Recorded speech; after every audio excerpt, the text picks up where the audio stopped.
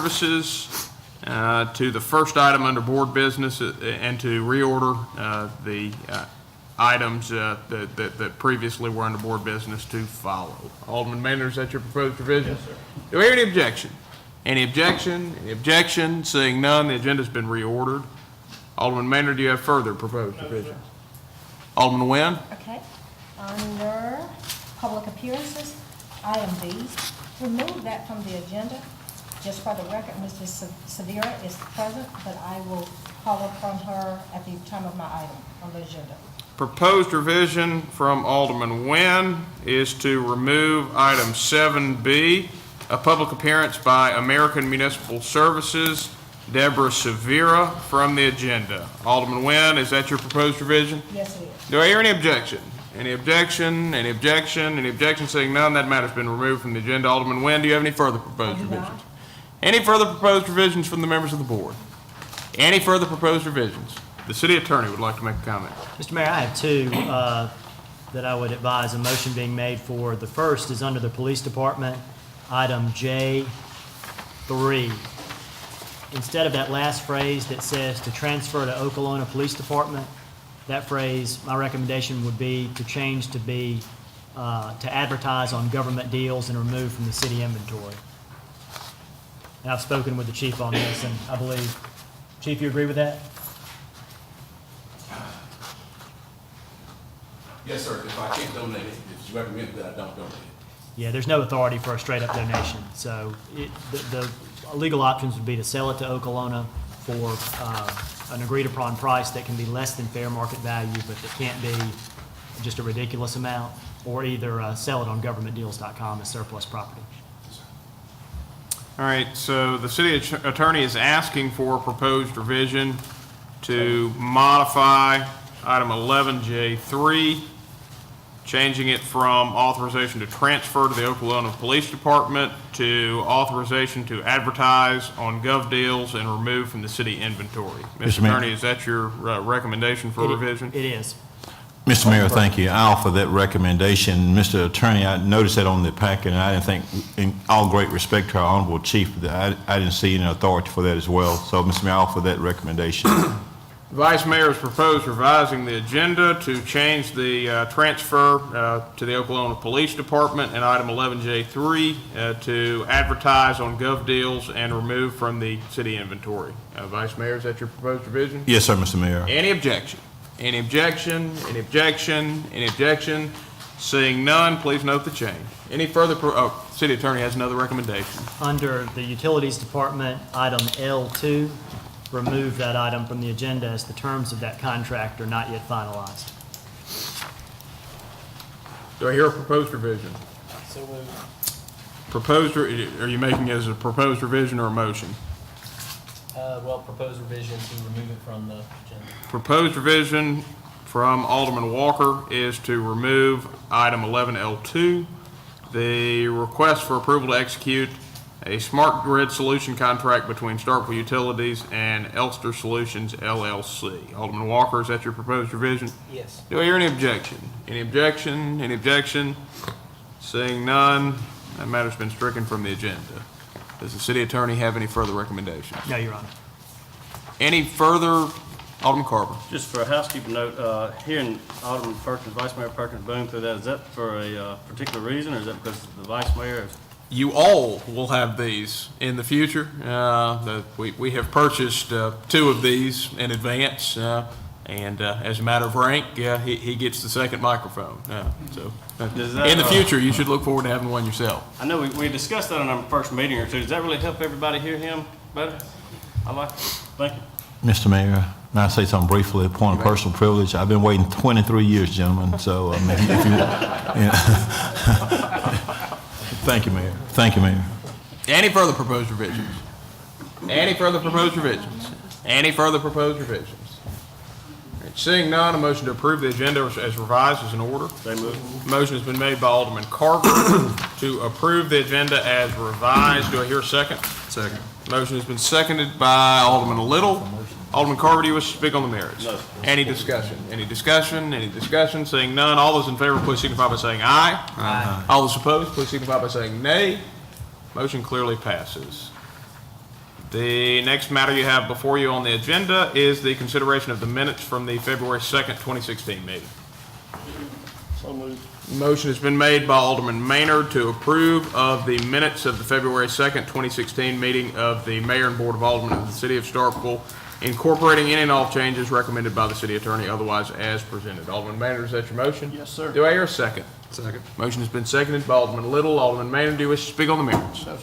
Any discussion? Any discussion? Any discussion? Seeing none, all those in favor, please signify by saying aye. Aye. All those opposed, please signify by saying nay. Motion clearly passes. We'll now move to announcements and comments by the mayor and members of the board. I have one announcement tonight. That is, I would like to inform you all and encourage everyone to attend one of the upcoming Coffee with the Cop program events. One was held last month, and there will be three coming up over the next 3 months. The next one is this week, March 3rd at Shipley's Donuts. It'll be followed by an event April 7th at 9 to 9, and an event May 5th at Chick-fil-A. These events are intended to give you an opportunity to get to know your police officers, ask them any questions you may have, offer any concerns that you may have.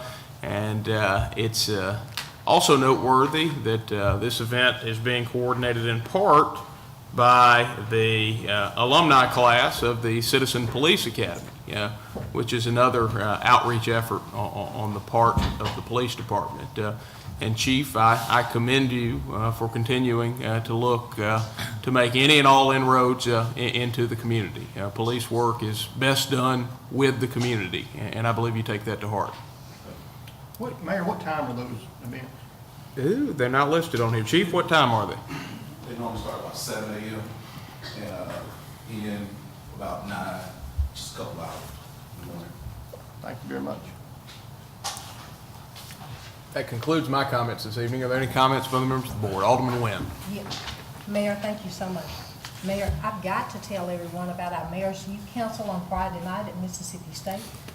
The Mayor's Youth Council that consisted of many municipalities throughout our state was in our town on Friday night, and it was held on the campus of Mississippi State.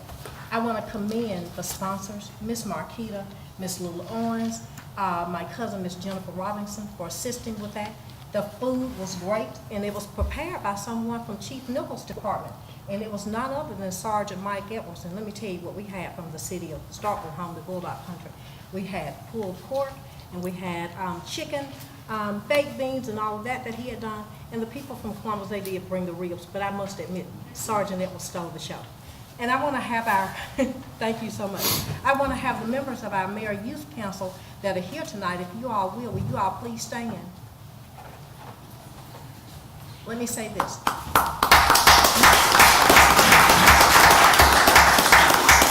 Thank you all so much for your service and for your leadership. And on Friday night when I arrived, let me tell you what I noticed that you all had did to let all of the municipalities know where they were. You all had on those maroon shirts, and you all were clearly rocking it to let them know that they were in Bulldog Country. I like that. Thank you all so much, and I look forward to seeing you all again. Thank you. Okay? And my next announcement is, I want to say congratulations to our girls and our boys, Yellow Jackets. If you were anywhere else other than Starkville High to see our boys play basketball on Saturday night, it was a great treat, and they are on their way to Jackson. And additionally, I need to thank Mr. Ed Skinner. Mayor, I know that you couldn't be there on Saturday night, but you were there a couple of weeks ago. Mr. Skinner was so kind to host us at the hospitality room, and yes, I did see Alderman Vaughn down there eating, and noticed that he had him a little slice of I think it was caramel cake that he ate on Saturday night. So I noticed that Alderman Vaughn was there. So it was just a good atmosphere and a great fellowship. So I do want to thank Mr. Ed Skinner tonight. And those are all of my comments, and thank you so much. Any further comments from the members of the board? Any further comments from the members of the board? Any further comments? Seeing none, we'll move to citizen comments. At this time, any citizen wishing to make comments may do so by coming forward, introducing yourself, and you'll be recognized to speak for a maximum of 3 minutes. Good evening, men and women. My name is Adam. I'm Ward 7. I want to recognize everybody that's working Alderman Vaughn, and Alderman Walker. Thank you, Al. Thank you, Alvin. The citizen was first, had an old song in the country years ago where it said, only the strong survive. And smiling face.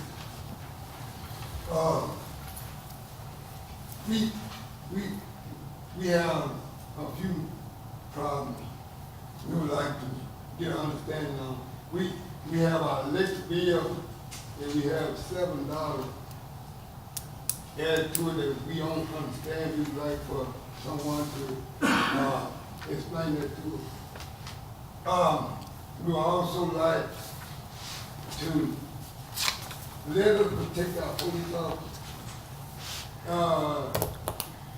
They don't need to be sick because they put everything they have in trying to protect us and serve us. Yeah, it's raining on them. Let us be kind and fix it. Because if they sick, we have no hope. We can't stop people from fighting, but they can. But then, let's take care of our police officers. We have a little drag on the San Anita and North Montgomery intersection. And we know now that they put everything in the gas tank if you want to go. Thank you. Thank you, Mr. Turner. Further citizen comments?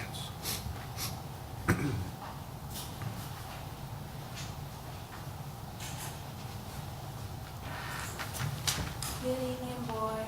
My name is Ashley McLemore, and I'm speaking on behalf of the Mayor's Youth Council. And first, I would like to begin by saying thank you, Ms. Alderwoman Wynn, and thank you, Mr. Mayor Wiseman, for attending our event. We also would like to thank you for y'all's support and the support of the city of Starkville. This past Friday and Saturday, we had our Youth Leadership Summit at Mississippi State University, like Ms. Wynn just said. And this is an event where we invited the other mayor city councils from the state of Mississippi to come. And on Friday, that was just a party that we had with other mayor youth councils. And on Saturday was where we participated in our leadership events. The city of Starkville Mayor Youth Council had a stress leadership course where we talked to other other mayor youth councils about stress. And I also attended other summits and other leadership that other councils did that involved various activities. So I'd like to thank y'all for y'all's support. Thank you, Ms. Mayor, may I be McLemore, recognized? and hold on one second. Okay. And thank you all of our Mayor's Youth Council enrollees that are here. I was a very proud mayor this weekend. Hosting a conference is not an easy thing to do, and to give you all an idea of what they did, they, along with the Mayor's Youth Council from Columbus, hosted the statewide summit. There were over 350 high school students from Mayor's Youth Councils all over the state of Mississippi that were there, and they were from 27 different cities. And our group, along with the Columbus group, organized and planned the conference with the Mississippi Municipal League staff. In addition to that, our group made a presentation that I thought was the most impressive presentation at one of the workshops at the conference, where they had over 70 participants. And you guys were very daring in how you set up the presentation, more daring than I would have been, frankly, and it's probably a generational thing. The presentation was electronic and interactive. So they had a projector, and then they had, using an app, an opportunity for the students to participate. I'll be honest with you, when I watched it unfold, I was very, very nervous as to how it would go. Having had experience with audio-visual presentations, you had a lot going on, but you executed it flawlessly. And it was a very, very impressive statement about our community. So thank you very much. Alderman Wynn. Yeah, what is your name again? I'm sorry. Ashley, Miss Ashley, let me tell you who else was there, and you probably didn't get a chance to see him because he didn't get there before we took the photo. But the vice mayor of the city of Starkville was there, and he listened, and he enjoyed some of that food, and he was eating those cookies. So that's the reason that you didn't get a chance to see him, because you were at your classes. So I just need to tell you, he was there. So I just wanted to let you know he was also there. So thank you, Ms. McLemore. Further citizen comments? Any further citizen comments? Any further citizen comments?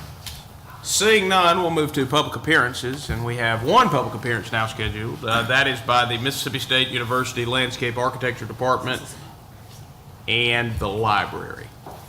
Mr. Gallo, you will have 10 minutes to make your presentation, and then I ask you remain for any questions or comments that the members of the board may have for you.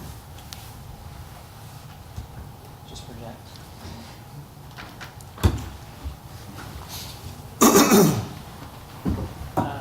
Do we let the lights off of this? It'll work. Okay, so I'm here as representing the university this evening. My name's Corey Gallo. I'm associate professor in the Department of Landscape Architecture. About a year ago, I came before you with a student who was working on this effort to get your blessing to move ahead with creating the Reed art installation at the library. And I came to report back on how that process went and give you guys an overview of what happened. I want to share this. If you guys go out there on the light post, there is a little sign that says the dedicated who was involved and everyone who supported it. And we have this quote from Dahl, which really sums up what this project is all about.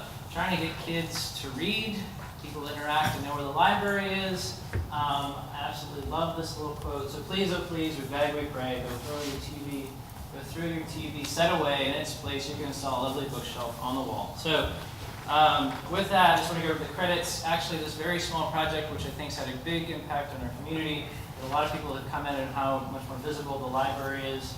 It was under $2,000. The main student who worked on it, Travis Crabtree, was a Don Bradshaw Foundation scholar, which gave him a small grant, also some of the money towards this. It's also helped funded by the MSU Extension.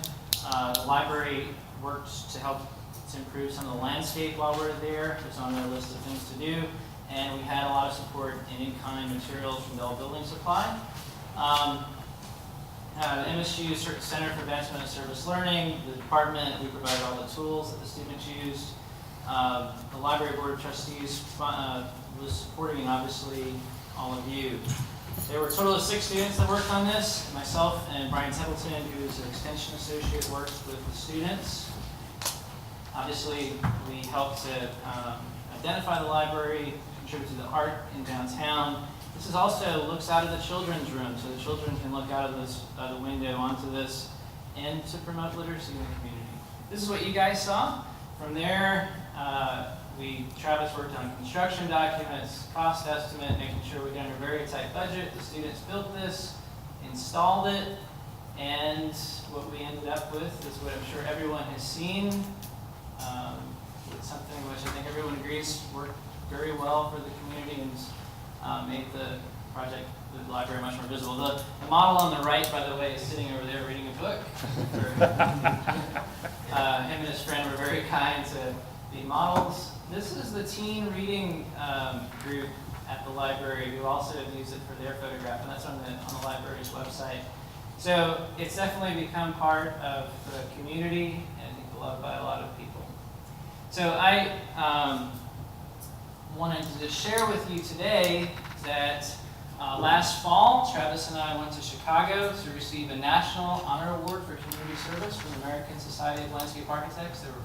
There were only 4 awards given to students nationally in community service. It speaks to the uniqueness of the project, the quality of it, the creativity of it, and the execution. And so we're very, very proud of that in our department, the university, and also it was in a publication, it was reviewed in a publication that 1.2 million viewers see worldwide recently, Landscape Architects Network. So I think in our very small community, this project has had a lot of outreach and has been seen by a lot of people all the way around the world. For us, having opportunity for our students to do a project like this, they learn about design, they learn about art, they learn about scale, proportions, but more importantly, learn about working with the community and doing something that lasts longer than they do. So here in town. So thank you very much for your time. If you have any questions, I'd be happy to answer. Any questions or comments from the members of the board for Mr. Gallo? Alderman Carper.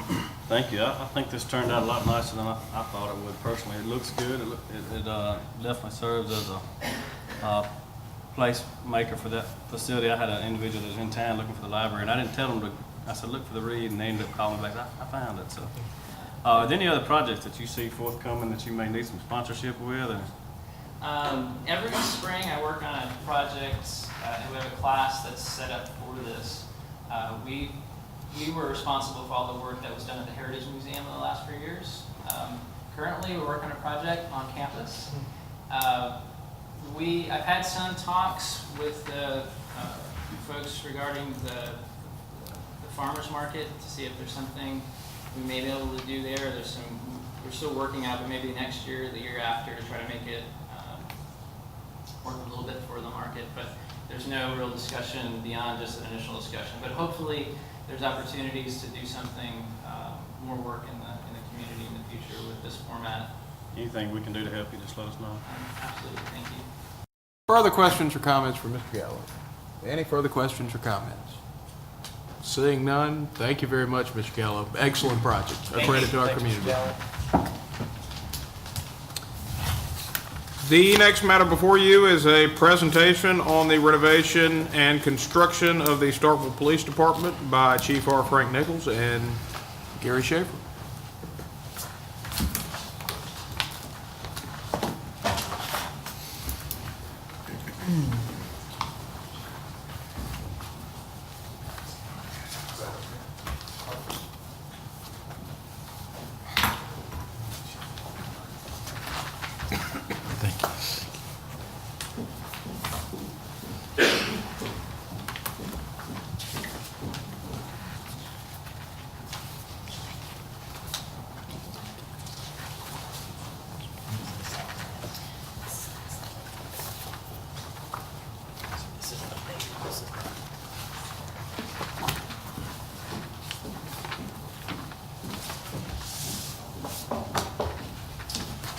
Honorable Mayor, Vice Mayor, ladies and gentlemen, several months ago, you gave me a task of coming up with the best possible plans for a renovated police department building. It's been several months. Myself and Mr. Schaefer, my command staff, as well as all the officers, have tried to work together with this. I think what we come up with tonight is what we consider a first-class building. Yeah, it comes with a $5.4 million price tag, but it gives us a home, it gives us a great facility. I've been at the Starkville Police Department for almost 24 years now. If you look back, almost 20 years ago, about 18 years ago, we had a $5.6 million plan on the bypass. We had a $6 million plan, we had an $8 million plan, a $12 million plan. This is the cheapest plan we've had since I've been here, that I remember. I think it's time to stop talking about it. I think it's time to put this to bed. I think this is the best one we've had. When I took over, when I interviewed, I told you that I wanted to oversee that renovation of that building. And I think this gives us a chance. I also told you that I want it to be user-friendly. I want it to be more transparent with the city and with the citizens. If you'll notice from the new plans, I've added what I consider is a community room to this building. And I told Mr. Schaefer to model this room after the room at the Renaissance Bank. We're going to have somewhat of a small plaza out there with the American flag. If if you hadn't noticed, every morning and every evening, the police officers get out and do what we, lowering and raising the flags. It's sort of like a ceremony for us. It gives us great pride to do that. Okay, once you step inside the front doors, from the schematics, you'll see the community room. We'll be able to allow the citizens, civic groups, church organizations, as you will, to have different kind of meetings in there. We want it to be user-friendly. So, without further ado, I'll give Mr. Schaefer a chance to explain what we've come up with. And I'd like to thank you for all the support you give the police department also.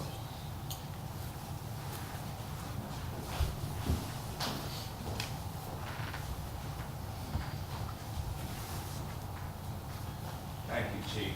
I think those words were from the heart. As the Chief said, we were asked to produce a comprehensive first-class design for the future of the Starkville Police Department.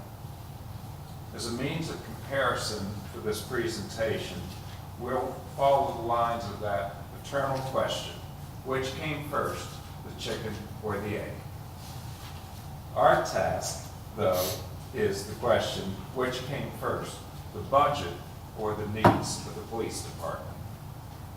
The last board meeting, we presented two options which assumed that the budget came first. And therefore, you saw a $3 million option and a $4.5 million option. As I understand, these budgets were established within the context of the city funds, already defined in the case of the $3 million option, and would be funds that were part of a proposed legislative request in the case of the $4.5 million option. So therefore, the options that were presented answered the question of what could be done within these two budgets. The discussion arose from the $3 million option. Why did the roof not get replaced? Was the front sidewalk ADA accessible? Did the exterior meet Mississippi Department of Archives and History? And the $4.5 million option addressed many of the exterior questions, but did very little for the interior, and it didn't take care of the police department into the future. So tonight, we will present the solution that starts with the needs of the police department. Right. So again, that would be established by the current staff, which is 77. These functions turn into about 29,500 square feet of needed space. So the scope of the work we're going to talk about would be from the outside to the inside. And on this exterior, we're proposing the entire roof would be replaced in this building. And all the antenna and all these extra stuff and junk that's on top of the building would be removed. We would have gutters and downspouts that would take all the water down and away from the building. This is a little axonometric drawing that kind of shows the outside and the inside of the building, as we're looking at it from the corner where the light is. And you'll notice we'll start with the secure parking. This wall would have gates in it that would allow two means of entry and exit. It would be lit, it would be repaved, and it would have new striping on it. The privacy fence also meets the city ordinances for corner parking conditions. We would renovate the exterior of the building within the requirements of the Mississippi Department of Archives and History. We all need to remember that they have permitting authority over this building, so we will take our design to them, and then hopefully they will approve it and allow us to do what we are proposing tonight. This would be to renovate the exterior of the building so that the color and materials would match the original building.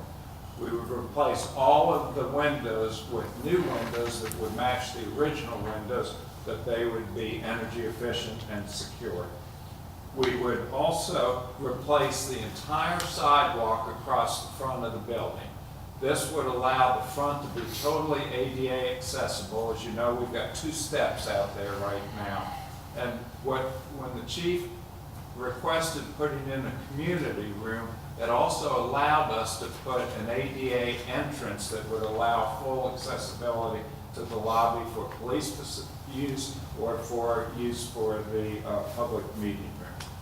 There's now, as you can see, a new plaza that's at the front of the building that would also include landscaping to soften that. If any of you have ever watched that flag go up or come down, it's a moving experience, and they do that every day, except I guess when it rains.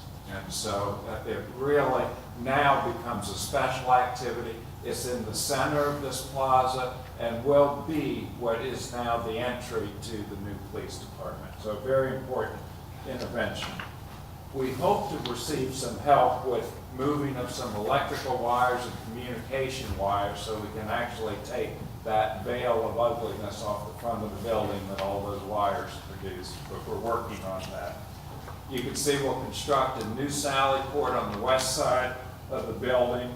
And now, when you come into this lobby, this will give you a secure 24-hour access to the police department with records and the operators directly accessible. There's also restrooms that are accessible and an interview room that an officer can come out and meet you in the lobby. So you wouldn't have to go all the way through the building to get some immediate help. The biggest part of this new lobby also will now serve a meeting room that would be able to hold 30 to 40 people. The restrooms would be available. There's a kitchenette in there and a storage room that would allow the furniture to go from seating to table and chair seating for different types of meetings.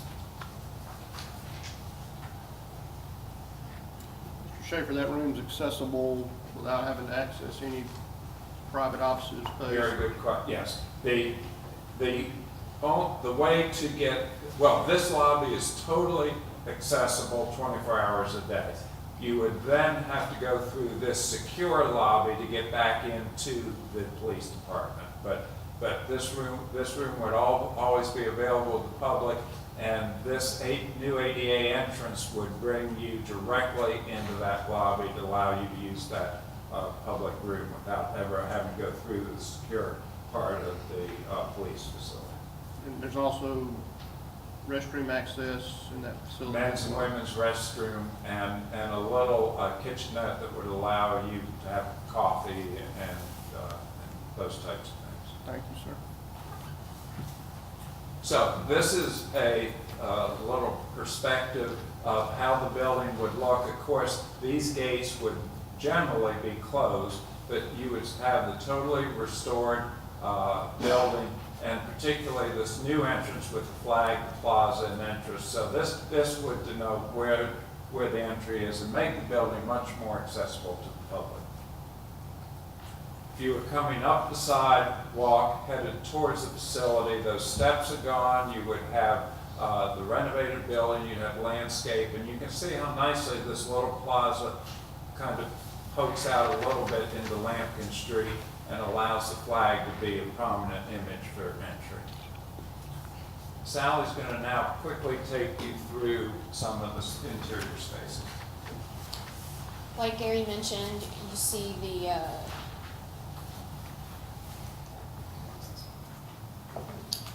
that the sidewalk area has been pushed out into Lampkin Street to allow that plaza and flagpole. You see the landscaping and that entry to the new parking lot.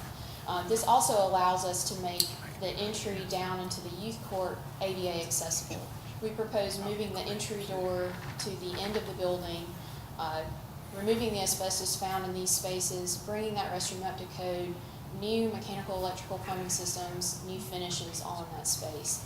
You can see where that ADA lift is located to bring you into the lobby.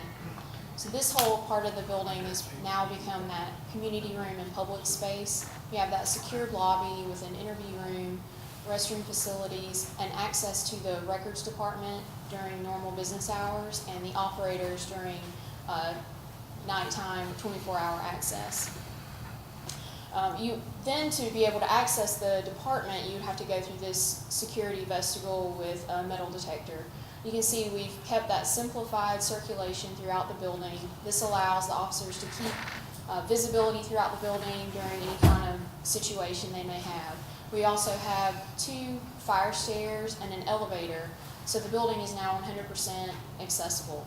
The other major change from the last 2 options you saw is that we have a full compliant evidence portion of the building where we have full chain of custody, drop-off, 2-way drop-off, drying cabinet, refrigerated storage for evidence. Everything is secure, it's in line with accreditation requirements, and it's all located here and accessible to the entire department.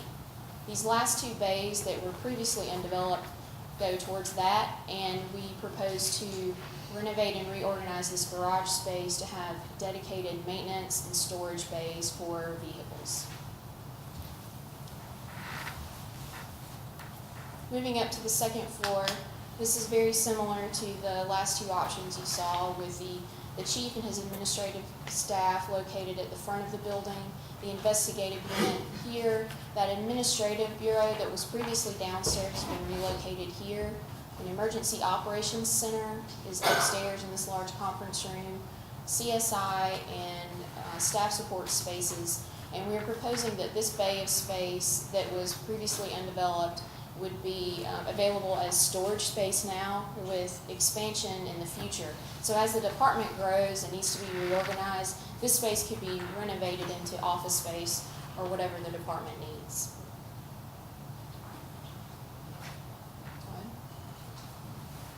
So the needs of the police department with current and future space and creating a first-class facility would require a total project budget of $5.4 million. So this brings us back to the original question from the start of the presentation. Which comes first, the budget or the needs of the police department?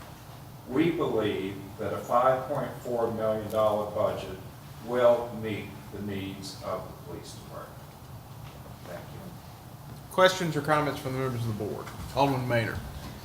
Shepherd, how firm do you feel that number is? We're comfortable with that number.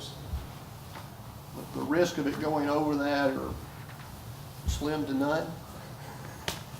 I hear asbestos removal, I Yes, know sir. what's in that basement, I know new roof, I know, but We and the engineers have agreed on that budget to date.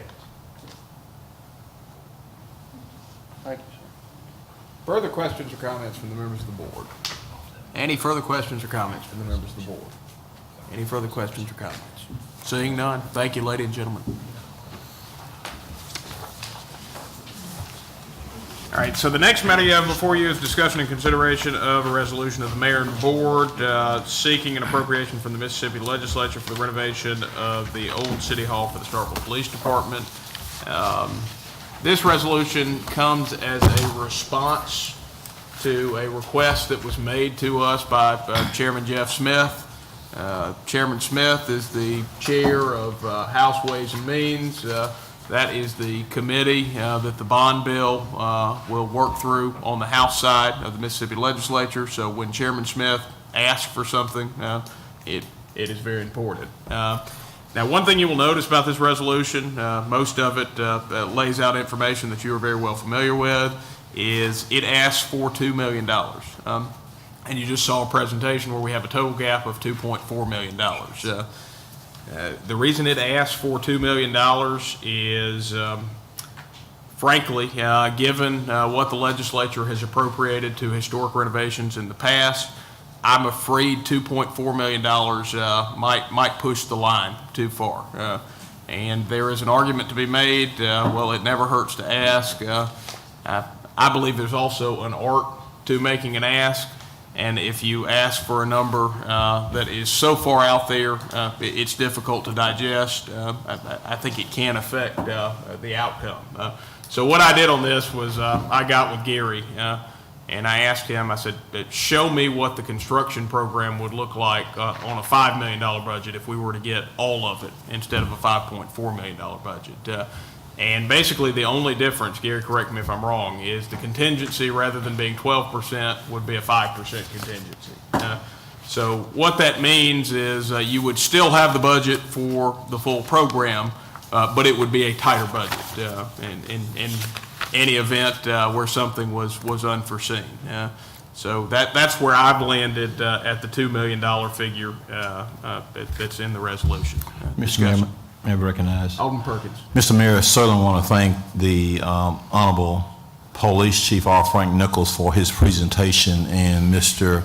Schaefer and his staff for their exemplary service on this matter. I want to thank the Budget Chair for getting a firm answer out of our board-approved architect as to a firm dollar amount for the cost of the budget. So I'm very comfortable with the representation that Mr. Schaefer has given us, in that he is basically certain from his verbal representation that the $5.4 million will encompass the entire cost for the full renovation.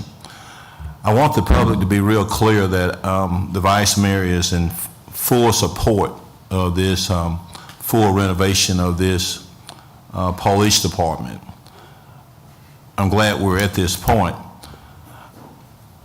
I want to respectfully appeal to our mayor of our great city, Mayor Wiseman. Want him to know that I am in support of seeking funding from the legislature. One thing that I do want to respectfully ask of our mayor, and hopefully he will agree to this friendly amendment, and this amendment is not to kill this bill, this request, understanding that we do need to send a resolution down to the legislature with a unanimous vote that will certainly represent strong unity from our community. But at the same time, I do want this board, in my opinion, to be fully and completely forthcoming, and not that anyone is trying to be unforthcoming, but I want this board to be fully honest with the facts. Would like to, Mr. Mayor, just want to talk this through very briefly. I'm not going to take a lot of time tonight. This probably maybe about the only matter I speak on, unless it's something else that gets my attention later. But with paragraph number 4, I would like for it to at least be amended to make it clear to the legislature that this project would cost $5.4 million. And the Honorable Ways and Means Chairman from Lowndes, Mr. Representative Jeff Smith, will understand that we just want to let them know the facts. I may see them at a coffee shop, at the legislature, or wherever we may see them, but we do need to disclose that. So if we can just in paragraph number 4, where it say would cost $5 million, I think we just need to just be, put it on the table, just say would cost $5.4 million. So. And I have no problem just limiting it, Mr. Mayor, just to the $2 million as opposed to 2.4, but I think it's just completely, forthcoming, no disrespect, this is just good spirit, friendly request that we just send it down to Jackson, just let them know what the real cost is. I mean, we don't have nothing to hide. We're a great city. We are a leading city in this state of Mississippi. We are honest. We elected officials. We took the oath, and we're going to uphold those. We do a great job with our job. So, we're going to stand on. We have nothing to hide. This $5.4 million. We're proud of it. We're going to work together as a team. So we want the legislature to know, look, this is $5.4 million, and we only asking for $2 million. So, Mr. Mayor, if you have no objection just for that one little housekeeping change, I'm asking on paragraph number 4, where it says would cost $5 million, that we can say would cost. If you just insert, all I'm asking you just insert 2 things, point forward. That's all you need to say. Then I'll offer the resolution. I move approval of it. I would recommend if we do that. Yes, sir. Change both the budget figure and the ask to $2.4 million, and here's why I would recommend that. I have, yes, sir, you want to pass that to me? One of the questions that they're going to ask if I present Pass it to the a mayor. $2.4 million gap I'm asking for $2 million. I concur, Mayor. You can, we're on the So same. I think, now again, my recommendation is to go with the 5 million, and the 3 million with the $2 million gap, just because I think it's a higher probability ask. But I completely understand if the Yes, sir. board wants to make the full, $2.4 million, ask, and that's what we'll take to Jackson. And Mayor, let me just say this very respectfully. I mean, we respect you as the mayor, but, as you talk to the Honorable Chairman from Ways and Means, he's been there a while. He understands that, we need money here to make this happen. So I think they'll appreciate it if we go ahead and have full disclosure and full transparency. So, they may give us $2 million as opposed to $2.4 million. Certainly, I don't think anybody else up here at this podium here will walk away from that. So I think, Mr. Mayor, if I can offer a motion, move approval of what you just said, that we make it, you have the resolution, Mr. Attorney, you looked at it. I have. 5.4 million and asked for 2.4, Mr. Mayor, and you just, whatever conversation you want to have with the budget, Mr. House and Ways and Means Chairman, on behalf of the city, I think that'll be fine. So I'll offer that resolution as approval, Mr. Mayor. All right, so motion has been made by Alderman Perkins to adopt an amended version of the resolution.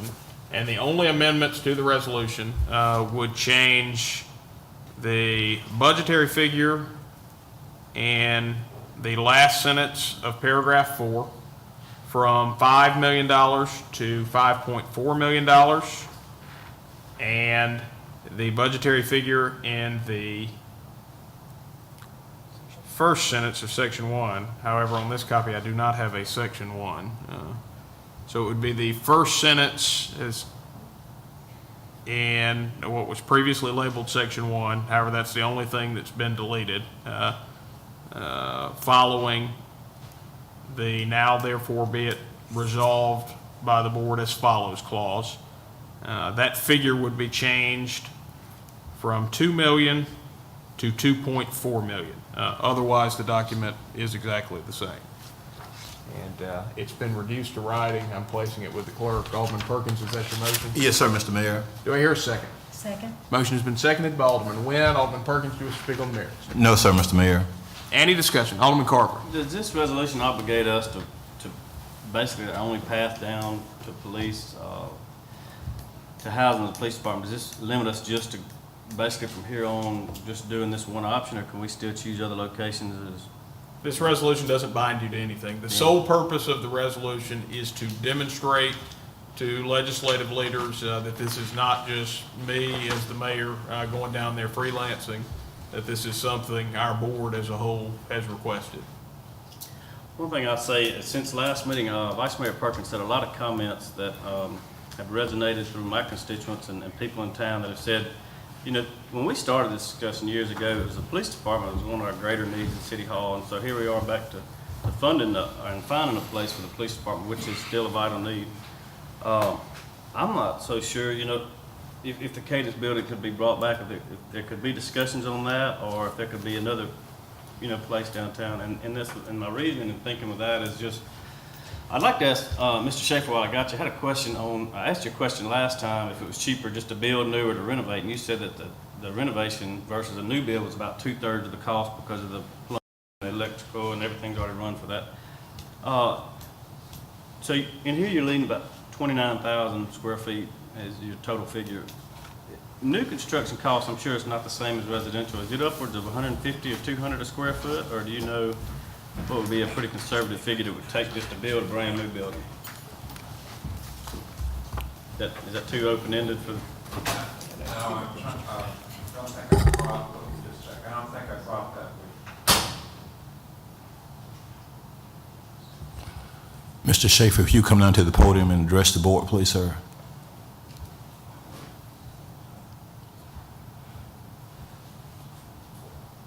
Yes, I believe the new construction was about $170 a square foot. Okay. I'm gonna do a little math real quick. And the reason is, and the reason is, when you start talking those numbers, you're still coming in at $5,015,000. So if we're gonna start talking this kind of money, I'm saying my vote is not swayed either way yet, but we gotta realize for that type of budget that we could get a brand new building, I guess is roundabout figures. Go ahead. But remember, that is total project cost. The construction cost on this is, I don't know that in front of me, it was 4.2 million, was it? Yes, sir. So 4.263. if we go back to that apples to apples presentation, you know, that's $4.2 million worth of construction, but there's furniture, fixture, equipment in there, there's contingencies, there are fees in there. So there's a lot of other numbers that, you can put another 1.2 million on top of whatever construction number you come up with, and that's the total project number. And so, again, when we go back to that bank talk, the advantage is we own this building versus buying any new building or buying any new piece of land would just take a tremendous amount of money out of the money that all goes straight into the making of the police facility, is my opinion. No, I understand. And the second to that would be the offset of the sale of that. Have we ever had an appraised value of that piece of property there and what we could get for a sale for it? We have, and I don't want to try to recall the figure off the top of my head right now. 600. It was in the neighborhood of 600 to $750,000, but it was more than $500,000 and less than $1 million. Didn't we put it out for bids? We did, And it really didn't get any, nothing. so. And that was before it had landmark status. Now, landmark status does offer some opportunities, but it also offers some limitations, such as you can't tear the building down. So that it is going to limit what a prospective buyer would do with the property. I guess from a conservative standpoint, I remember the discussion being 1.3, and then I remember it being around 3 million, and now I hear it, you know, it's a 4.2 or 5.4 total construction cost. So I'm seeing it, and I'm not sure. I guess that was a good language that we put in there for the resolution, because I know at times there's change orders and it can get more expensive. Hopefully not. My last question, and I guess while you're here, if we pursue this route, I know we had a lot of issues. We used to have to put the fans out and things like that. Just plumbing issues, I guess. Are those in this figure right here? Absolutely, yes. This is all new plumbing, all the way to the sewer line, all new mechanical, all new electrical, all new fire protection, all new construction on the inside of the building. So the only thing that we will maintain or reuse is the original outside walls, and all new roofs with new insulation, so that would help lower our cost also. So yes, it's a new building, but the other part that's right about what the mayor said is all of this needs to be done within the context of Mississippi Department of Archives and History. And so we have been working with them and keeping them appraised at the direction we're headed. Because it's a unique building and having to work with that state agency, are there any other associated fees that you might not have built into this budget, or do you have that built in? Yeah, we have that built in because even the windows that we've chosen are windows that they have previously approved for these types of applications, which will work for their historic context, but also will work for our needs in terms of double pane and energy efficient. Thank you. Further discussion, Alderman Mayor. Mayor, I just want to ask a question concerning the 2 million versus 2.4.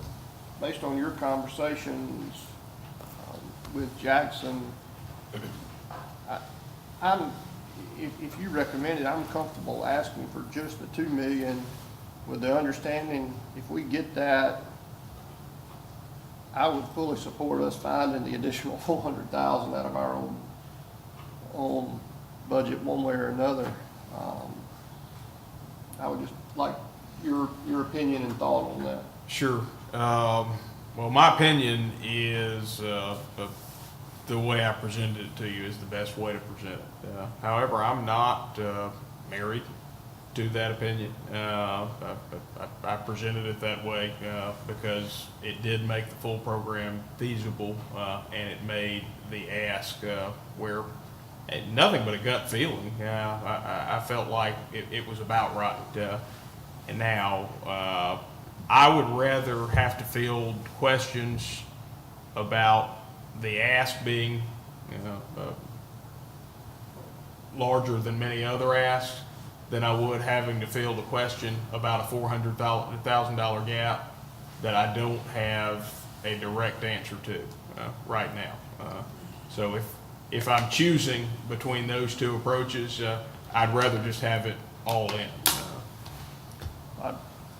I fully support the vice mayor from that standpoint. I think we need to be fully disclosed on the total cost we're looking at. So in that case, I guess I would leave it at the 2.4 and the 5.4. Further discussion? Any further discussion? Any further discussion? Any further discussion? Any further discussion? Seeing none, all those in favor, please signify by saying aye. Aye. All those opposed, please signify by saying nay. Motion clearly passes. The next matter on the agenda is a request for approval to purchase a half-page ad in the amount of, and what's my statute? I need to tag that with 17. Hold on one second. There's a statutory reference we need to make in this one. 1731. Should know that by heart by now. Motion has been made by Alderman Carver to approve of the purchase of a half-page ad in an amount of $60 for the NAACP Annual Freedom Award Banquet Program Booklet. The banquet is scheduled for April 23rd, 2016. Ads for the booklet must be purchased by March 31st, 2016, and the ad will be purchased by the city pursuant to Mississippi Code 17-3-1 as presented. Alderman Carver, is that your motion? Yes, sir. Do I hear a second? Second. Motion has been seconded by Alderman Nguyen. Alderman Carver, do you wish to speak on the merits? No, sir. Discussion. Any discussion? Any discussion? Any discussion? Seeing none, all those in favor, please signify by saying aye. Aye. All those opposed, please signify by saying nay. Measure clearly passes. Next matter on the agenda is the consideration, is that Alderman Carver? Yes, sir. Alderman Carver's made a motion to approve of a special event request by the Starkville Area Arts Council to hold the 2016 Cotton District Arts Festival on April 16th, 2016, with the city providing in-kind services as presented. Alderman Carver, is that your motion? Yes, sir. Do I hear a second? Second. Motion has been seconded by Alderman Walker. Alderman Carver, do you wish to speak on the merits? No, sir. Any discussion? Any discussion? Any discussion? Seeing none, all those in favor, please signify by saying aye. Aye. All those opposed, please signify by saying nay. Motion clearly passes. The next matter on the agenda is the discussion of RFPs received for the landfill engineering and assignment of committee to review the RFPs. Yeah, be recognized. Alderman Mayor. Mayor, the city board approved advertisements for these RFPs. Previously, we received RFPs, and now it's a matter of reviewing these RFPs and making a recommendation on these. With that, I would move approval, if it's the board's will, to establish a review committee consisting of myself, Alderman Nguyen, Mr. Edward Kemp, Mr. Daniel Havlin, and Ms. Gandy to review these proposals and make a recommendation back to this board at our next meeting on 3/15. And have you reduced that to writing, Alderman Mayor? Sir. All right, since it has been reduced to writing, it has been presented to the clerk, and it's been read. I will not ask for it to be reread without objection. Seeing no objection, do I hear a second? Second. Motion has been seconded by Alderman Little. Alderman Maynard, do you wish to speak on the merits? No, sir. Discussion. Any discussion? Any discussion? Any discussion? Seeing none, all those in favor, please signify by saying aye. Aye. All those opposed, please signify by saying nay. Motion clearly passes. The next matter on the agenda is the discussion and consideration of commissioning a request for proposals for privatization of garbage and recycling services in the Sanitation and Environmental Services Department. Alderman Nguyen. Thank you. Mayor, Vice Mayor, members of the board, I present a motion regarding that matter. Move that the city attorney, together with the necessary assistance of the Director of Finance, City Clerk, present a request for proposals for privatization of Garbage and Recycling Services in the Sanitation and Environmental Services Department to the Starkville Board of Aldermen for consideration during the March 15, 2016 recess meeting, and that the request for proposal specify, among other things, that any private garbage and recycling service selected by the city shall acquire and assume the city's current sanitation vehicles, including those under debt, service, and pay off any such indebtedness. I reduced it to writing. Motion has been made, it's been read, reduced to writing. I am presenting it to the city clerk. Without objection, I will not ask for it to be reread. Seeing none, do I hear a second? Second. Motion has been seconded by Alderman Perkins. Alderman Nguyen, do you wish to speak on the merits? No, I do not. All right, before opening the floor for board discussion, I'm going to make some comments on this matter. Mr. Clements.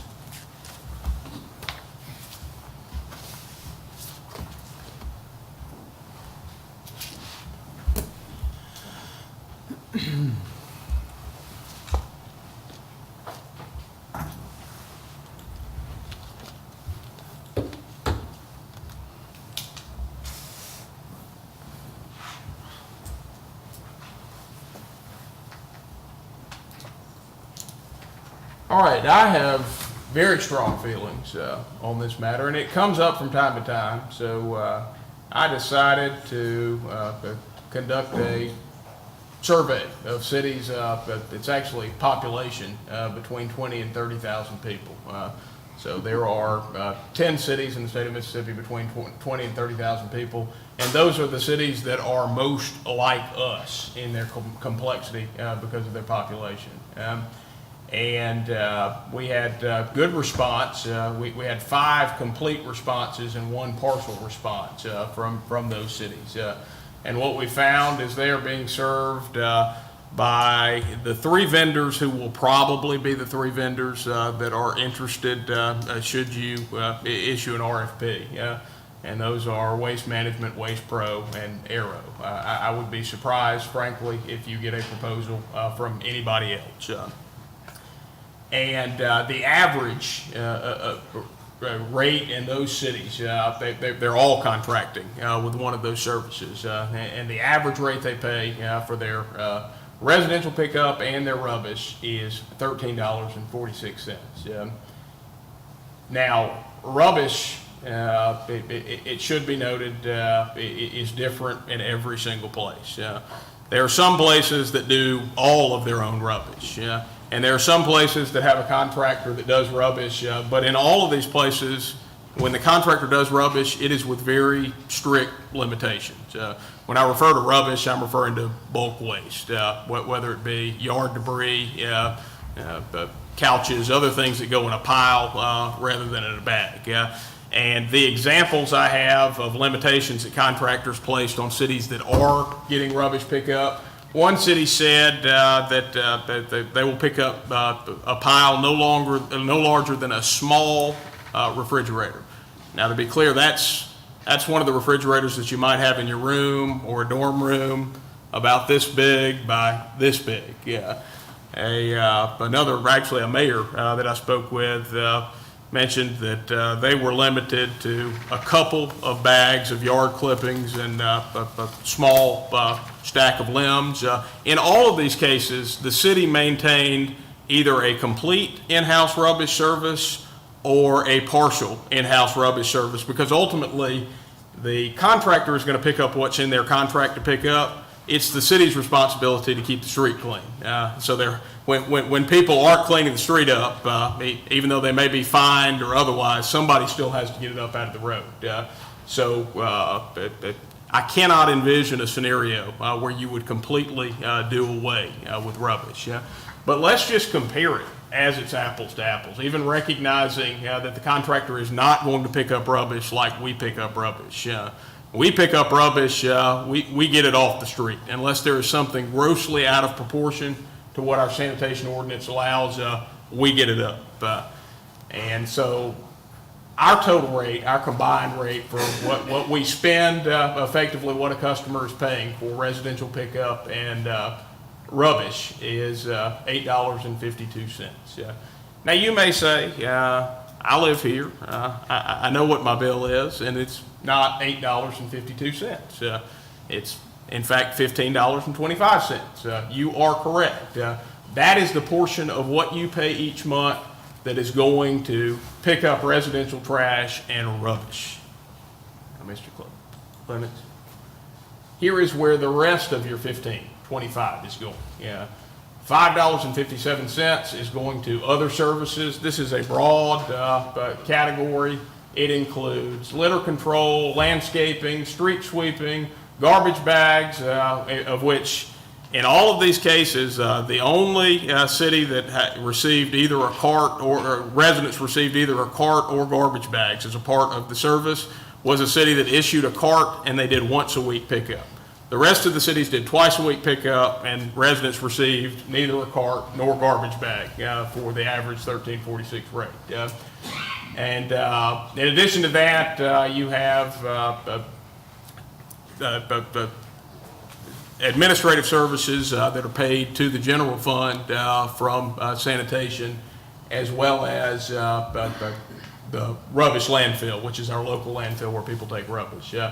And finally, $1.16 of the $15.25 is going to recycling. Now you may say, but now everybody pays for recycling that wants to recycle. Well, they pay a service charge. Everybody that recycles now pays $2 to recycle. This does not cover the full cost of the recycling program. That generates about $26,000 a year in revenue, and the program costs approximately $187,000. So everybody, when they pay their sanitation fees, is subsidizing the recycling program to the tune of $1.16.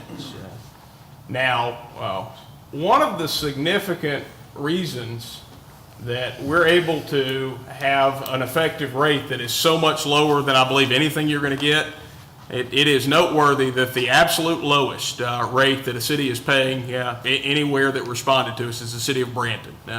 And they pay $10.65 for a garbage and rubbish program, which is still substantially higher than the $8.52 that we're paying to do garbage and rubbish in-house. One of the reasons that we're able to do that comes from how our commercial garbage program performs. So I think it's important to go through the numbers for the commercial garbage program, Mr. Clement. The annual revenue that our commercial garbage program generates is $792,000. Annual expenditures are $309,000. So you're running a surplus for commercial garbage pickup of $483,000. This is due in large part to how quick and automated the commercial transaction is as compared to the residential transaction. You have one driver with front-end loaders doing the commercial transaction. So it's less labor and equipment intensive overall. And that $483,000 surplus is what is effectively funding the rest of your sanitation program and holding customer rates up at a very low rate. But even more importantly than that figure is the fact that currently 46% of our residential customers are served by the commercial fleet. The reason for this is these are our multifamily customers. We have 5,200 customers that are living in multifamily units. They're using containers, which are picked up with the same front-end loader equipment that our commercial customers are. So those two facts, the surplus and the fact that 46% of our customers are actually served by this commercial fleet rather than our general residential fleet, are what account for major cost differentials. Now, I believe very strongly that if you're actually comparing apples to apples for what a private contractor is going to do and what we're going to do, you're not going to get a private contractor that will come close to hitting the numbers for what we do and the job that will still have to be done. But there's another important factor in all of this, and this is the reason that I strongly urge you not to begin the process of issuing an RFP. And that is, as I was going through all of these numbers, I've got to be honest with you, the reaction that I had is my chest filled with pride, realizing what our workers in the sanitation department are accomplishing, because there is nothing easy about it. They service 11,000 customers a week, 4 times a week, interacting at those unique households and apartment complexes with 4 different on 4 different trips with 3 different services. I thought a lot about how hard that job is and how unglamorous that job is. It's not an uncommon experience for me at all. Sometime between 7 and 8 o'clock, to walk out to my driveway to get my paper, and there'll be a truck that's driving by picking up the garbage in the neighborhood. Those guys woke up before the crack of dawn, and a lot of times it's raining, very cold, or in some cases very hot, and they show up to work. We don't ever have an issue where the conditions were too bad and somebody just doesn't want to ride on a garbage truck in the rain for 6 hours, so they all don't show up and the garbage doesn't get picked up. And we don't have an issue where we're hemorrhaging funding. As a matter of fact, we're outperforming just about everybody that you'll find out there. As a matter of fact, I haven't found anybody that comes close to how we're performing financially. So, I thought about this from a personal standpoint, because the reality is there's several people that work for sanitation and environmental services that I grew up with in this community. Their perspective is just like mine. Hometown folks that go into work in the morning, and I like to believe that just like when I go into work, they have a sense of pride that they were doing something more than a job. It is a service for their community. And I think looking at the numbers, it's undeniable that they should be commended for the service they do. I want you to make no mistake about it. It's not no harm to issue an RFP. You're going to start a process for the next 6 to 8 weeks where those 45 workers who work for the sanitation department are not going to know if they're going to have a job in the future, and if they are fortunate enough to have a job in the future, they will not have a defined benefits retirement plan anymore, and they probably won't have employer-sponsored health coverage anymore. For anybody that's ever, well, all of us have had this experience. We've probably had this experience in other jobs, but as elected officials, you've had this experience. The uncertainty of not knowing whether your work life is about to be dramatically altered is an extremely disrupting event in your life. And if you issue an RFP, it is a certainty that 45 people in our workforce are going to have that disrupting experience over the next 6 to 8 weeks. To just put a finer point on that, that's roughly 1 in every 6 employees for the city of Starkville that's going to be having that experience for the next 6 to 8 weeks. Again, if we were hemorrhaging funds I could are facing some severe operational deficiencies and crises, then we might be forced to issue such an RFP. But the story to me is quite the contrary. I believe we've got something to really be proud of. And I think most of our citizens are proud of the work that our Sanitation and Environmental Services Department does. And I think this is a slap in the face to the men and women that come to work and do that very difficult job every day. So I urge you not to do this. Discussion. Mayor. Alderman Mayor. Go ahead, Carl. Right. Alderman Carter. I guess as a board and being transparent, is this is the first time I've heard of this. What really triggered this discussion, and I guess this is to you, Alderman Lynn. What triggered this discussion, and why are we bringing this forward? Alderman Carter, again, this is simply a request for proposals. This is not something that we're going to embrace tonight. I want us to explore every available option to us. If we've got a good surplus, is it from a financial standpoint, or is it from a personnel standpoint, or, I mean, I guess what triggered this discussion?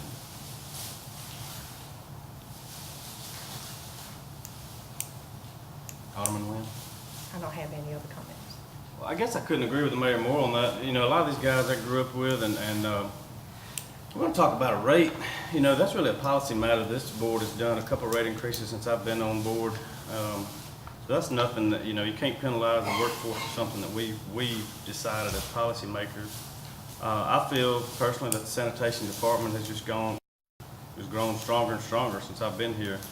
I see the same guys the other day, it's pouring down rain, and like the mayor said, they're out there and, you know, waving at you off the back of the truck and almost too happy to be out there for the conditions they were in. But they do a good job. There's, I have issues sometimes when you do these types of privatization issues. If there's reduction of force, if there's not a reduction in force, sometimes if we're doing it for financial reasons, oftentimes there's really never a loss of a reduction in force, or the employees don't go, they just simply transfer to another department, or maybe other positions are opened up. So if in the grand scheme of things, sometimes the cost of operation either stay stagnant or actually increase.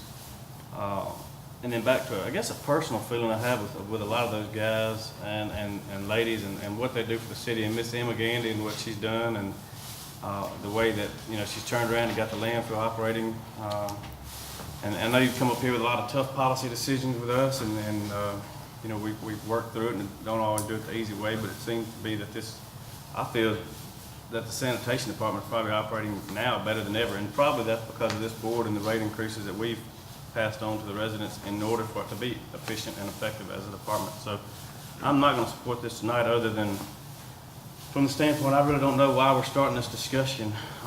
If there was something from a financial standpoint that we looked up there and then we were having major deficiencies and this was something that we needed to discuss, of course we'd have that discussion. I don't know, this might be personal feelings or something like that, but once you start these RFPs, it does leave a big void for 6 to 8 weeks, probably longer, with these guys, and they're going to call and question us, and, you know, is it something we did or something we're not operating you know, at the capacity we need to, and I don't think that's what it is at all. I think I don't know what it is. I can't understand what it is. I couldn't get an answer either.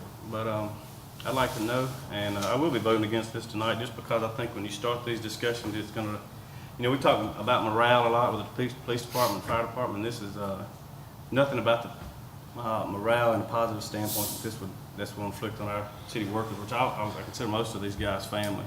Went to high school with a few of them, and talk to them on a weekly basis. Another thing from a service standpoint, I call Miss Emma sometimes at 9 o'clock last night.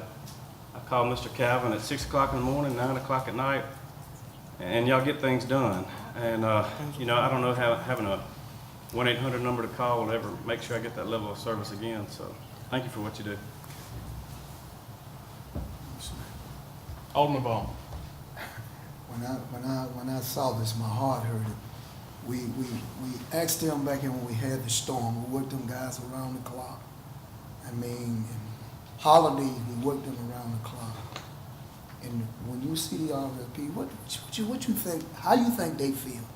They feel their job in jeopardy, or we're not doing something. And I'm like on McCarver. Where does this come from? I mean, I have seen more effort and more success in the last few years from our sanitation department. And it's got me feeling bad for even want to do an employee like that.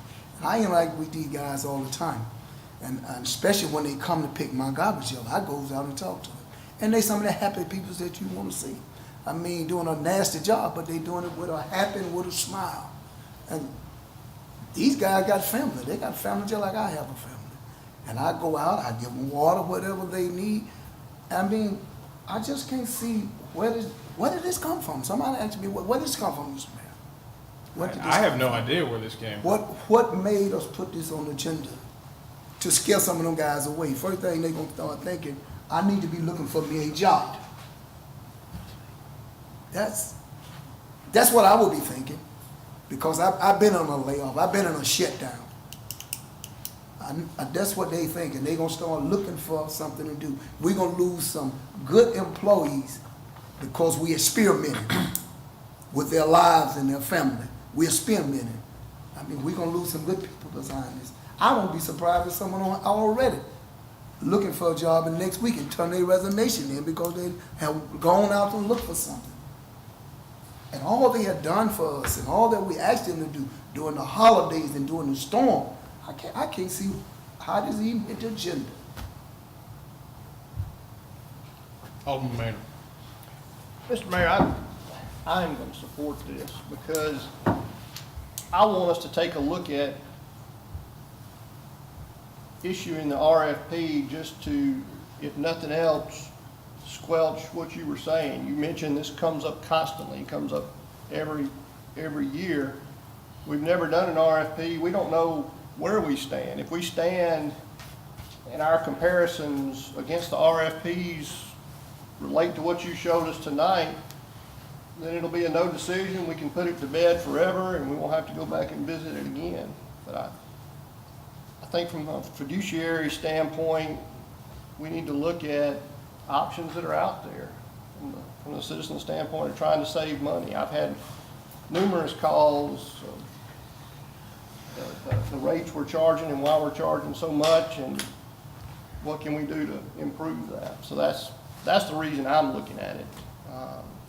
I think we put it out there, we see, is there a way we can save money? I would disagree with you on the insurance thing because of the Affordable Health Care Act. All these companies that will bid on this have more than 50 employees. They're going to have to provide insurance. But from the other standpoint, I understand your points fully and completely. But I do think, in my opinion, we should issue the RFPs and put it out there and see what we get. Further discussion? Any further discussion? Any further discussion? Any further discussion? Any further discussion? Seeing none, please answer yea, nay, or abstain as the city clerk calls your name on Alderman Nguyen's motion. Alderman Carver. Nay. Alderman Nguyen. Yay. Alderman Little. Nay. Alderman Walker. Nay. Alderman Maynard. Yay. Alderman Perkins. Yay. Alderman Vaughn. Nay.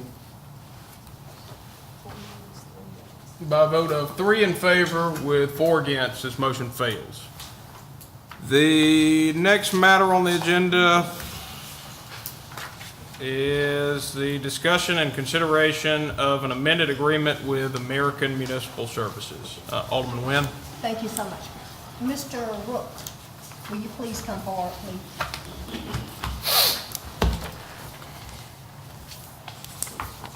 And let me give you something before you sit down.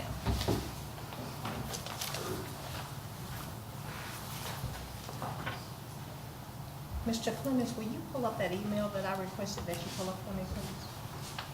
Thank you so much.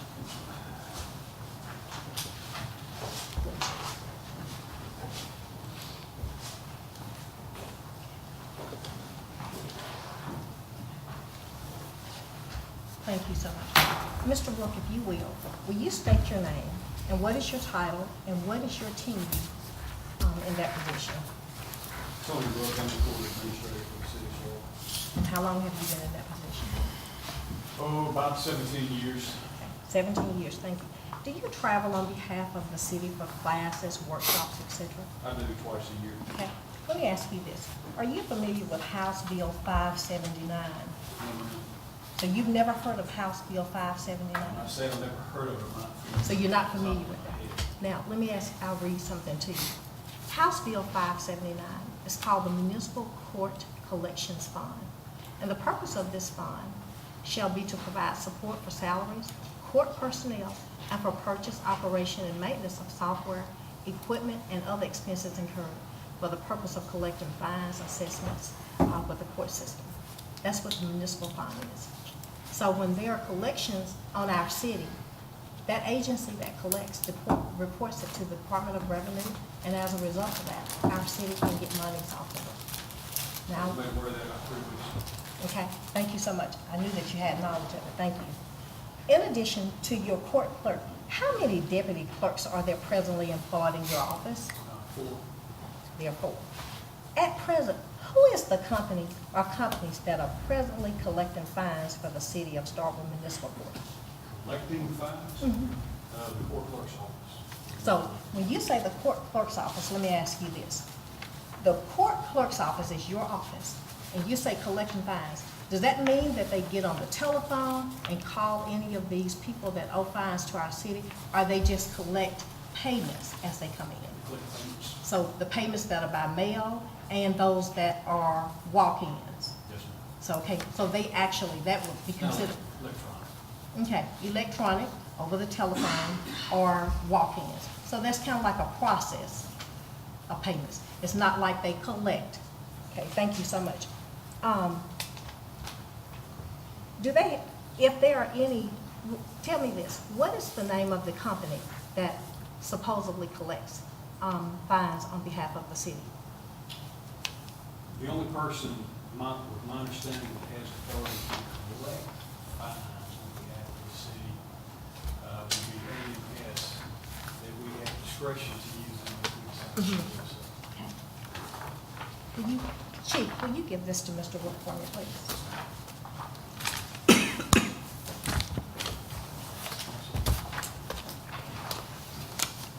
If you will, first of all, you the front cover this for me, Mr. Rook. On that is a motion, and that was approved unanimously, this agreement with AMS by the last board in December of 2010. And let me read that to you.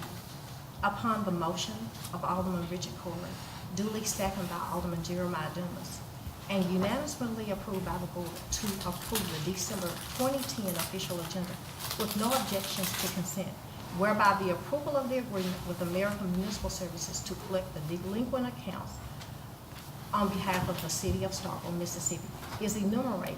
This consent item is thereby unanimously approved.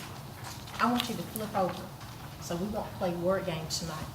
In that second paragraph, it says the Starkville Court may at its discretion refer uncollected court fines and assessments to AMS. So I want to get that out of the way because you had complete discretion over that. So I want to make that clear that I'm knowledgeable about that. Okay? On Tuesday, February 23rd, you copied me on an email you wrote to Ms. Savira.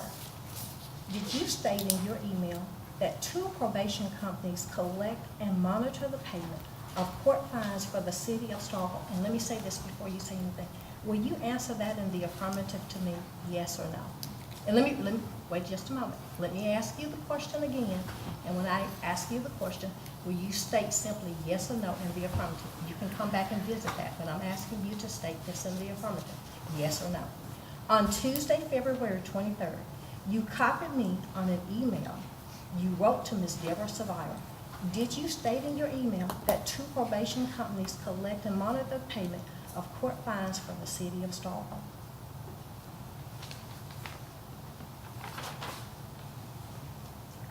Yes. Okay? Mr. Rook, if you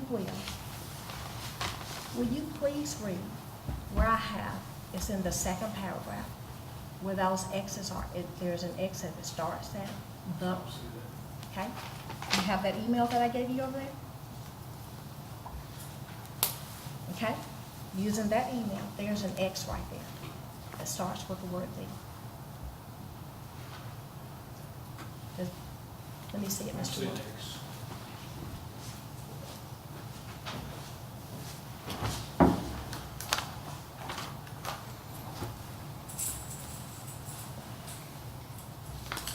If you will, when you return back to the podium, will you read that highlighted area for me? 2 probation companies that we currently use to collect and monitor the payment of court fines for the city of Starkville. Okay, so you said that there are let me read that again out loud. And these are your words to the email that you sent to Mrs. Deborah Savira. And Ms. Savira, if you will you raise your hand so that everyone will know who you are in here, okay? 2 probation companies we currently use to collect and monitor the payment of court fines for the city of Starkville. You stated that in your email to Mrs. Deborah Savira. I stated it in this first email. Yes, you stated it in that first email. We're not talking about the second email. We'll get to that second one in just a moment. So those were the words that you stated to me. I became concerned about that, Mr. Rook, and as a result of that, I wrote you. But before we do that, will you put that over on the back for me, okay? That same email. And I want you to read that second paragraph where it says, the bottom line. Bottom line is that we've begun the process of gathering data for submission to AMS. As our workload permits, we will properly evaluate and scrutinize individual defendants and their taken histories to determine those who are deserving of submission to AMS. This will not be a fast process. This will be a laborious process. However, I do anticipate being able to submit a list of 5 candidates no later than the next month. Thank you. Let me ask you this, Mr. Rook. Our city has had that agreement with AMS since 2010. And don't get me wrong, certainly it was your discretion, at your discretion, that you could tender files to them. When is the last time that you tendered files to AMS? It's probably been after the last time we submitted files and we got the results back. And when was that? That's been a couple of years ago, probably around, give or take, I'd say 2012. 2012. It's 12, maybe 13, somewhere in there. actually it's 2011. Awesome. Yeah, I received that information from them yesterday. So just for the record, the last time that you tendered files on behalf of the city for collections to AMS was actually 2011, and I can go on the record and state that because they informed me and put that in writing on yesterday, okay?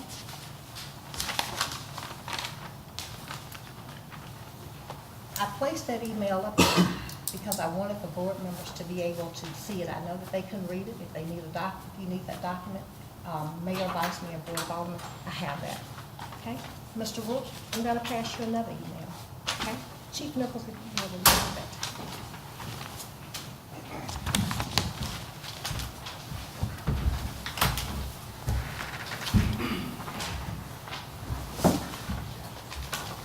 Mr. Rook, that email that you sent to Ms. Savira concerned me on a number of levels. And it precipitated this email response to you. I say, Mr. Rook, please provide me the names of the 2 probation companies as mentioned in your email to Ms. Deborah Savira that are currently collecting municipal court fines on behalf of the city of Starkville. I'm requesting this information at the end of this workday. Additionally, I'm requesting the total amount of outstanding debt from municipal court related to fines. You tendered me that email, and that was on February the 25th. If you will you read, I should have an X on there, and it should end at the word city. Will you read that for me? The 2 companies referenced in my email are court programs and court care. However, they do not collect fines for the city. The court collects the money. The probation companies merely monitor the payment of fines to the city. Okay, so let me say this. Court care and court programs do not collect fines for the city of Starkville. Is that correct? That's correct. Now, let me ask you this, Mr. Rook. Does court care or court programs have an agreement and or contracts for the city of Starkville, with the city of Starkville, okay? And for the record, Ms. City Clerk, am I correct that I had you to check on that information for me yesterday, and you have informed me via email that there are no agreements or there's no contract as it relates to court care or court programs for the city of Starkville? Yes, ma'am, I look good news. Thank you. Mr. Rook, if you will, read me the next paragraph. There's no contract with these individuals because they are under court order to simply monitor the probationer and report their findings to the judge. Okay? Mr. Rook, let me say this to you. I'm very concerned.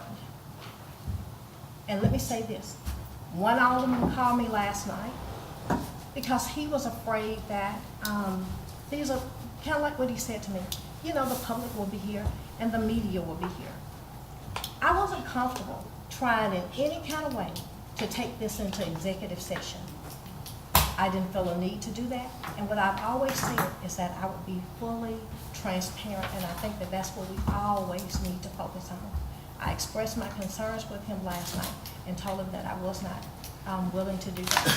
We had a conversation, and he informed me that he kind of knew what our city's outstanding election fines were.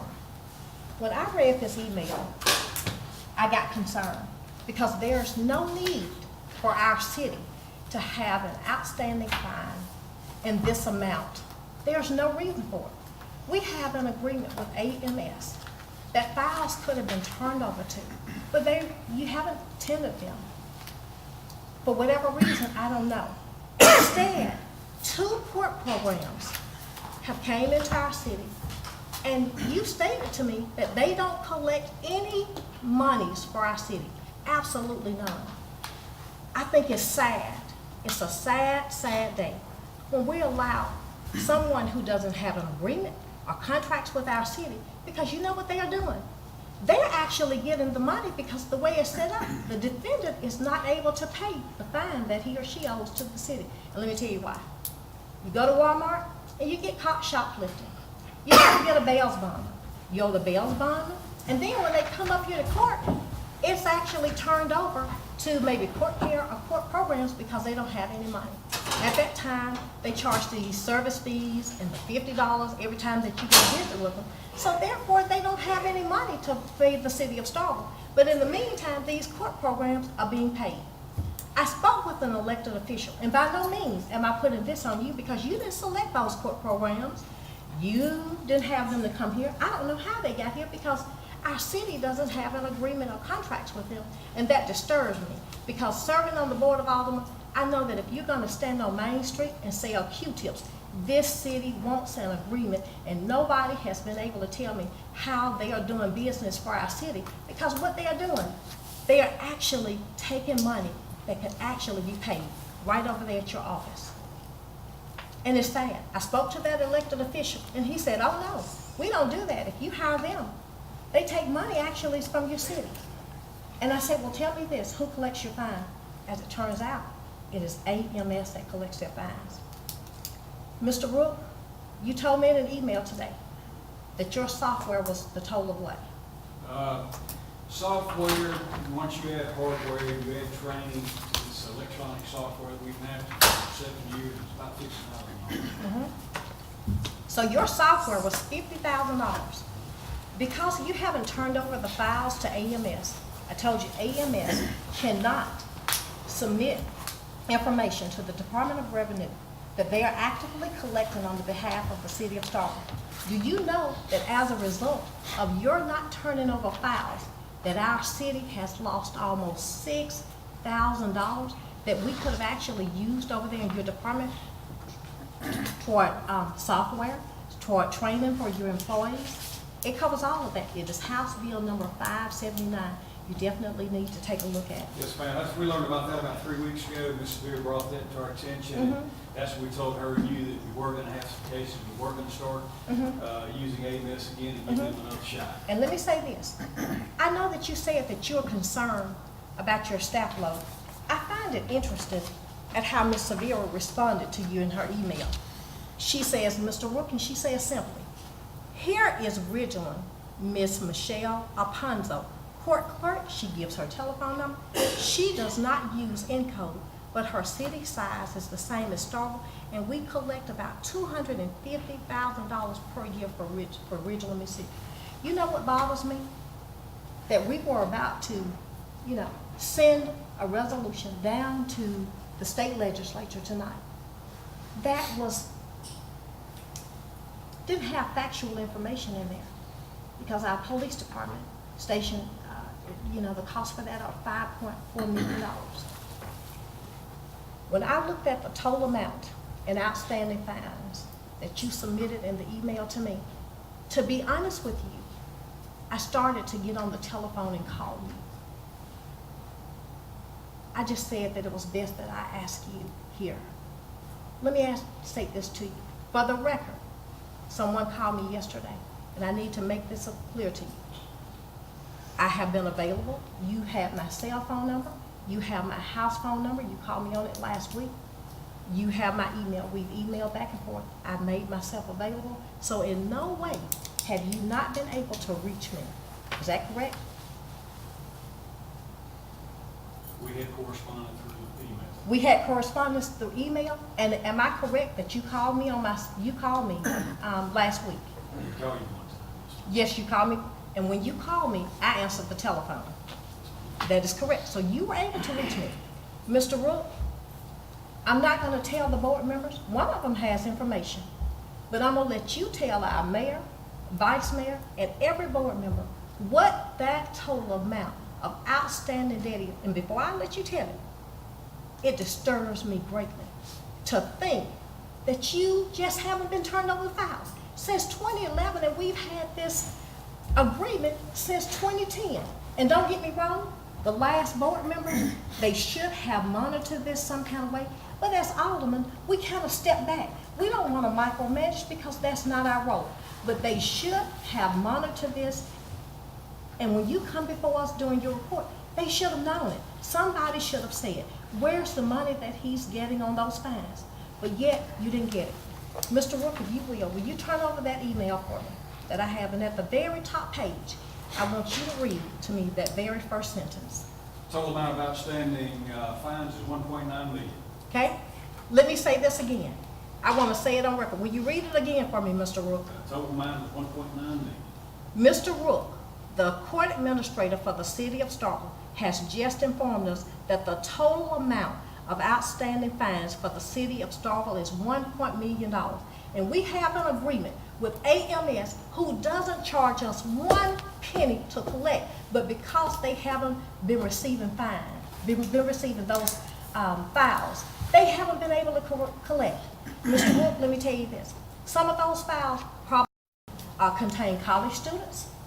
If you call a college student's mama, or you call them now, because more than likely they are in professional positions, because I've got a son, and if somebody called and told me that he has an outstanding fine or fee, whatever it is, I can tell you what I'm gonna do. I'm gonna pull out my credit card and I'm prepared to pay it. As his mother, I'll deal with him later. You need to, I'm not telling you to do anything, but I hope that this board will assist you. And let me say this, Mr. Rook, you know for yourself that this is nothing personal against you. You know for yourself that you came to me when you had, it wasn't a problem, but you wanted to address with me that you were concerned that your pay had not been elevated. I helped you out on that. Went down there to, as a matter of fact, it was our budget chair when we were at the old city hall, and you better believe I took care of that for you, Mr. Rook, to make sure that you were compensated. So this is nothing personal, because I can assure you that I've helped you in my role as an alderman. And I'm gonna tell you this, Mr. Rook, and I'm not bragging, but those department heads that are sitting over there behind you, I am probably the easiest alderman to talk to. And I told one this evening when I walked in that called me, and I laughed. The smart ones will come to me because when they're in a crisis or need to be pulled out of the ditch, they know that I can just about navigate them out. I wish that you and I have had this conversation. We wouldn't be here tonight dealing with this. It is a sad day in the city of Starkville that we have an agreement that those board members, and it was all of them that unanimously approved it. And yet, somewhere, somehow, the ball has been dropped. I'm disappointed. As an alderman, I'm disappointed, and I'm embarrassed by all of this. If you will, Mr. Rook, will you take your seat for me? May I respond? You may. Mr. Mayor? Thank you. She's absolutely correct. $1.9 million in accounts receivable. At a glance, she makes it sound like we're doing nothing. There's 1.9 sitting there that we can just grab, and we just haven't decided to grab. It's just sitting there. That money's not stagnant. We are constantly collecting on that amount. The way criminal courts work, fines are assessed immediately upon conviction. However, the payments are made very slowly. Most of those payments come in $25. We have a lot of individuals in this court who are indigent. They can't afford to pay fines. They have trouble paying fines. We have a lot of defendants who are on disability, or they have a fixed income. We have a lot of individuals who are not gainfully employed. If they're not working, they have a hard time paying the fines. Sometimes we deal with criminals. Criminals don't want to pay the fines. Sometimes they go to prison. They can't pay the fines when they're in prison. In fact, we estimate that 50% of the individuals we deal with don't have the means or don't have the ability to pay. This is not unique, this is very common. If you check with any criminal court throughout this state and any criminal court throughout this nation, you're going to find this is a common thread. It's very, very common. Yeah, and every court struggles with this issue. I'll give you an analogy. You take out a credit card, put $1,000 on it. When it comes time to make your payment, you don't pay it off. You pay $100. So the credit card company gets $100. Next month, what happens? You put another $1,000 on it. What do you pay? You pay $100. And you continue that pattern month after month after month. What happens? The credit card company is making money, but what happens to that balance? What happens to your credit card balance? It continues to increase. That's the exact same philosophy we have here. Individuals collect fines very fast. Some pay, some don't. The ones that do pay slowly. And over time, as you accrue those fines, that balance increases. I don't want to get into too many specifics, but I'll tell you this. We spend over 100 man-hours per week working with old fines. 100 man-hours with 5 clerks. We have 4 sessions of court per week. Do the math. We spend an enormous amount of time dealing with old fines. If you remember 2 weeks ago, we went over our stats, and we had a purple bar chart that dealt with our misdemeanors. In the top category was contempt of court and violation of probation. You may remember that because it exceeded every other category. It was almost double the second leading category. We had almost 400 new cases of violation of probation and contempt of court. That's where we spend our time. Those are the old fines we're talking about. I explained that to you. The judge explained that to you. He explained some of the measures we go through to address this issue. We do everything we can to work with old fines. Now, as far as the collection agency is concerned,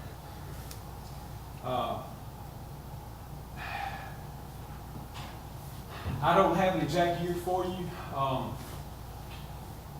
The former judge, Judge Eshe, authorized probation companies. This would have been probably right after I started, maybe before I started. So you're talking the year 2000, give or take. He authorized the probation companies. That procedure was in place. When Judge Faber came on board, he kept that procedure. And we went back and forth several times. What do we want to do? Do we want to use probation companies, or do we want to use collection agencies? What's the best to do? So we used both. We went back and forth. We used collection agencies 3 separate times. 3 separate times. The last time was AMS. And to give you an idea, AMS over a year collected approximately $20,000 for us. Maybe it was $20,000. But to put it into perspective, this past year, one probation company that monitors the collection fines, they monitor it, they brought in 10 times that amount. 10 times that amount. Judge Faber has seen all this. He's compared the collection agencies, he's compared the probation companies. He decided, we all agreed, that the probation companies are not only more productive, they're a more efficient use of manpower, especially when you combine it with our internal procedures, that 100+ hours a week. So we do everything we can to try to hold these individuals accountable. Plus, let me tell you something, if we turn over cases to a collection agency, and there probably are some that we could turn over, and there's some that are justified. We have to evaluate every single case before we turn it over. I'm going to evaluate every case, and here's why. You heard me talk about those individuals who are indigent, maybe they're on disability, maybe they have a fixed income, maybe they're not gainfully employed. Some are con men, okay, but some have real problems too. Some have the mother that was sick, some have the child that was sick, some are out of work. They're doing what they can. We really believe they're doing what they can to satisfy their debt to the city of Starkville. And if they're doing what they can, we want to tack another 25% onto their fine when they're struggling. And all of a sudden they've got to come up with another $250 or $500. Now, if it's justified, sure, we'll do it. But we want to vet every single one of those cases to make sure that that individual is deserving of being submitted. And we are going to use AFS. We are going to use it. We told Ms. Severe, and we told Alderman Wynn we're going to use AFS too. Thank you. Mr. Mayor, may I be recognized? Okay, Carver, Wynn, and Perkins. I just had a very Carver. brief, but go ahead. I want to ask for a recess. I've been sitting for 2 hours. You like a recess? Without objection, we'll move into brief recess. Objection, seeing none.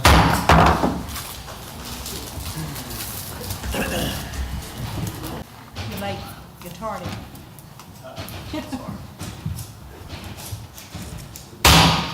Meeting will now come back to order. My speakers list is Carver, Wynn, and Perkins. Prior to opening the floor for board comments, I am going to make a couple of comments on my own, and that is to say I'm still not sure where this is going at this juncture. We have had quite a bit of discussion. We still have a full agenda to get through after this, and I do think I should say a word or two about my satisfaction with the job that our court staff is doing. It is my belief that they are as thorough and as meticulous a court staff as you would find anywhere, whether it be circuit court, justice court, municipal court. I would challenge anybody to go and find a staff that gets into the tedious details of running a court program with the tenacity that they do. Now, that being said, there's been a lot of discussion about probation and a collection agency. It should be noted that probation is a sentence. It is fundamentally different than having a collection agency collect old fines. Probation comes with a suspended jail sentence, as a matter of fact. So those are not interchangeable, and I, for one, am thankful that our court system is utilizing probation as a tool to collect fines where people can't pay the full amount when they're convicted. And furthermore, they are not putting them in jail immediately when they are in contempt. They are giving them an opportunity to pay over time with those fines. As was noted in the discussion, the contract has very specific language that the court may, at its discretion, use the collection agency. Now, I was here in 2010, and I remember how that contract was developed. Actually, the judge himself was personally involved in drafting that contract as it is. And it was drafted to give the court broad discretion to utilize a collection agency as one of many tools to collect old fines. Finally, the subject of $1.9 million has been discussed, and it's been discussed exhaustively. The only thing I will note about that is not $1.9 million that has accrued this year or even this year and last year. Some of those fines stretch back 20 years. Debt to the court system does not get written off. And when you don't pay, you are in contempt, and you have a warrant out for your arrest. So that it is totally feasible. Somebody that has a fine in our system from 15 years ago could have a routine traffic stop, and they could get arrested and make payment on that fine.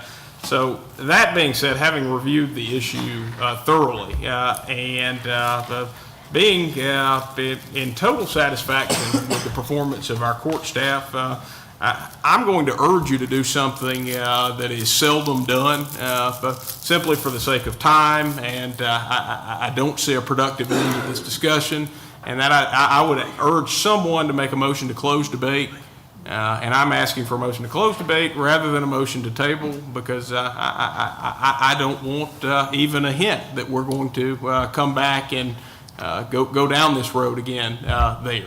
So I would ask for a motion to close debate, and it requires 2/3. So moved. Motion has been made by, was it Little? Alderman Little, to close debate on this topic. Do I hear a second? Second. Motion has been seconded by Alderman Walker. Alderman Little, do you wish to speak on the merits? No, sir. I feel courts are doing a good job, and I think Judge Faber, at his discretion, knows what is working best for their system. Some of these folks, I know in my line of work, we get judgments on the civil side, renew them every 7 years, but if you can't get blood out of a turnip, sometimes you just can't. I don't know what, a threat to go to jail or a nasty ground letter, which one carries more weight, and I would defer to Judge Faber's use and discretion again on that, so I don't want to make any changes as far as that goes. And I'm sorry, I erred. I shouldn't have opened debate. This is not a debatable motion. All those in favor of closing debate, it will require 2/3, 5 votes. Please signify by raising your hand. All those opposed, please signify by raising your hand. By a vote of 6 in favor with 1 against, the motion passes. The next matter on the agenda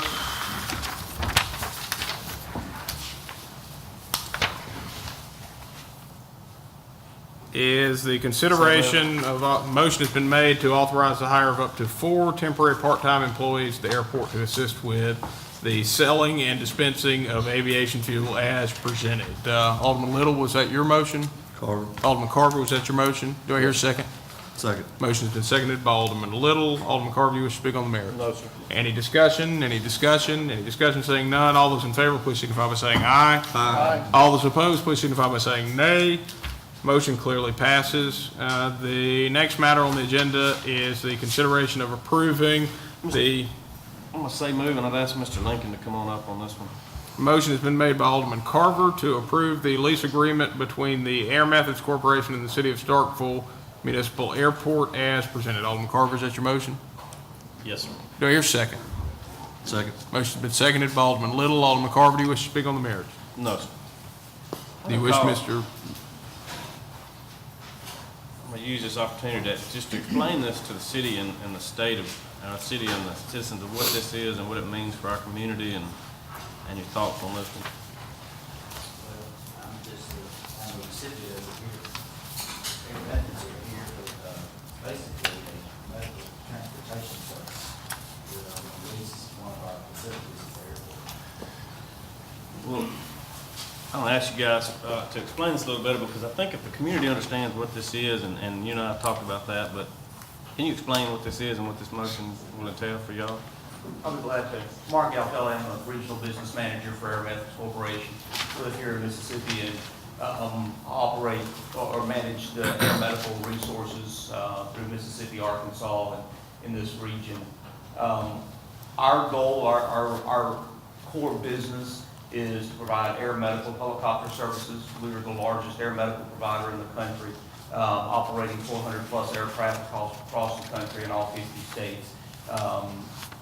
We currently operate aircraft in Winona, Mississippi, Clarksdale, Brookhaven, and have been partnering with North Mississippi Medical Center for 29 years. In part of our business arrangement, North Mississippi is looking to expand and grow their footprint into this community. We are looking at establishing a base of operation at the airport. We feel like this is the most advantageous area, the most underserved area of the state, and there's a lot of reasons to place an air medical helicopter here. And we have researched this tremendously. We do a lot of due diligence. We sink a lot of money into establishing a base of operation. And so we do that with the intent that we're going to come and be a part of a community for a very long time. We have been working on this project for almost a year now, and have finally gotten to the point where we're ready to begin operations. And that's why we have looked at the airport for a place to do those operations at. So basically, if somebody has a heart attack now, and if you want to talk about a quality of life issue, this should be front and center on our website. This is it. This is literally a quality of life. If somebody has to be airlifted at this point, at this time, what's the protocol and what's the response time on a helicopter, and where does it come from? You've got an aircraft in Winona, you've got an aircraft in Tupelo. So how long will that take? Next closest aircraft are Batesville, Oxford, Jackson, Meridian. I'm kind of shooting those off the top of my head. Corinth. You've got a long time, and when you start talking about Mississippi has established systems of care for trauma, ischemia, stroke. We're doing great strides as a state to move time-critical patients to the right hospital the first time to improve quality of life. And this is part of the total system of care to provide those resources to get, not every patient, to get the right patient to the right hospital at the first time. Well, I think I'm just maybe a little too excited about this. I do think we need to tout this on our website or something, Mayor, because this is something that, you know, if your child's hurt and it needs to be airlifted, if you can shave 10 minutes off that response time, this is a huge step for our city. Not only that, but anytime you fill a lease at the airport and you can create revenue and you do that, and also you help us as citizens. When this was brought forth to me, I just, you know, blew me away, and I appreciate y'all guys coming and presenting tonight. And I just want to highlight the community, and you know, that's one more thing as a town, as we grow and our population grows, that, you know, and our hospital grows. This is something y'all can assist us with. So thank you. You may. I'm Dennis Ebner, the Administrative Director of CareFlight, or Mississippi Medical Center. Like I said, we've been partners with their methods for 29 years. And I just want to say, we're here at Mississippi Medical Center to enhance the care of your current system. We do now provide, and I think you asked a specific question, Tupelo, it takes us about 20 to 30 minutes to get here, where you'll have a helicopter basically hovering distance over to your hospital, which would be 5 to 10 minutes by the time they get turned up. Wow. But we're not here to move your painful out of here. We're here to supplement it. And we have currently have a clinic here, and some of our physicians have clinics down here. We don't want you to have to go to Jackson for care. We'd love for you, if you cannot get it here, that we can supplement it up in Tupelo, and then provide your family a closer place to come and visit you, the loved ones that are in need of care. So, Mr. Mayor, may I recognize? You may. I was not going to say anything, but I would not dare let the gentleman from North Mississippi Medical Center leave. Y'all have a very excellent hospital, great staff, great medical doctors there, great area providers there, and y'all do a very great job. And I was talking to the chairman of the airport board just a few minutes ago, letting him know how extremely pleased that I am that this service is in our community, because what happens is that this airport will encompass this medical helicopter where a pilot and or a co-pilot will be available for duty at all times, with an RN who can basically administer all levels of nursing care with your paramedic and or EMT. And so because your helicopter has a very steady flow and travel from Tupelo at our local hospital at all times, very constantly, and this is going to allow for just a very quick trip to the North Mississippi Medical Center to get that very top quality medical care. And give me your name again. Dennis Ebner. And your title? Administrative Director of Pre-Hospital Services. Yeah, y'all do a very great job there. Just want to commend you. I was not going to be recognized, but I don't want you to leave here, and I understand the full scope of what you're doing here and how it operates. So this is very good. Y'all keep up the great work of your doctors, even in your local facilities there, your IMA clinic and all those areas, Longtown and all those places there, you know, that do the X-ray type work there, all those areas there that involves your operations, you all do a very good job. So if you would pass it on to your top level staff, that'll be great. We appreciate your availability here in our city, and we certainly welcome you. If anything we can do to help you, just let us know. Mr. Mayor, I yield. Thank you. Further discussion? Any further discussion? Any further discussion? Any further discussion? Any further discussion? Seeing none, all those in favor, please signify by saying aye. Aye. All those opposed, please signify by saying nay. Thank you, gentlemen, and we are very excited to have you. We appreciate it. The next matter before you is the consideration of adopting the revised minimum standards for FBO. Motion has been made by Alderman Carver to adopt the revised minimum standards for FBO at the Starkville Municipal Airport, George M. Bryan Airfield as presented. Alderman Carver, set your motion? Yes, sir. Do I hear a second? Second. Motion's been seconded by Alderman Little. Alderman Carver, you wish to speak on the No, merits? sir. Any discussion, any discussion, any discussion? Seeing none, all those in favor, please signify by saying aye. Aye. All those opposed, please signify by saying nay. Motion clearly passes. Next matter on the agenda is the consideration. Was that Alderman Carver? Yes, sir. Alderman Carver made a motion to approve of a lease agreement with Eastern Aviation Fuels Incorporated and the City of Starkville, Mississippi for fueling aircraft on George M. Bryan Airfield as presented. Alderman Carver, is that your motion? Yes, sir. Do I hear a second? Second. Motion has been seconded by Alderman Nguyen. Alderman Carver, do you wish to speak on the merits? No, sir. Discussion. Any discussion, any discussion, any discussion? Seeing none, all those in favor, please signify by saying aye. Aye. All those opposed, please signify by saying nay. Motion clearly passes. The next matter on the agenda, motion has been made by Alderman Carver to approve of a certificate of appropriateness request from Briar Jones for 408 Greensboro Street as presented. Alderman Carver, is that your motion? Yes, sir. Do I hear a second? Second. Motion's been seconded by Alderman Walker. Alderman Carver, do you wish to speak on the merits? No, sir. Any discussion, any discussion, any discussion? Seeing none, all those in favor, please signify by saying aye. Aye. All those opposed, please signify by saying nay. Motion clearly passes, and congratulations, Mr. Jones. I think you win the award tonight for waiting the longest amount of time for the least amount of controversy. The next matter on the agenda is a motion has been made by Alderman Carver to authorize the city engineer, Edward Kemp, to attend the Mississippi Municipal League Summer Conference in Biloxi, Mississippi, June 26 to 29, 2016, in order to participate in the Brownfield Workshop sponsored by MDEQ and EPA and other classes associated with Brownfield redevelopment in conjunction with the City of Starkville's Brownfield Assessment Grant, requesting advanced travel not to exceed $975 as presented. Alderman Carver, is that your motion? Yes, sir. Do I hear a second? Second. Motion has been seconded by Alderman Nguyen. Alderman Carver, you wish to speak on the merits? No, sir. Any discussion, any discussion, any discussion? Seeing none, all those in favor, please signify by saying aye. Aye. All those opposed, please signify by saying nay. Motion clearly passes. Next matter on the agenda is a request for, motion has been made by Alderman Carver to approve of the City of Starkville claims docket for all departments, including Starkville Utilities Department, as of February 24th, 2016, for fiscal year ending September 30th, 2016. Alderman Carver, as presented. Alderman Carver, is that your motion? Yes, sir. Do I hear a second?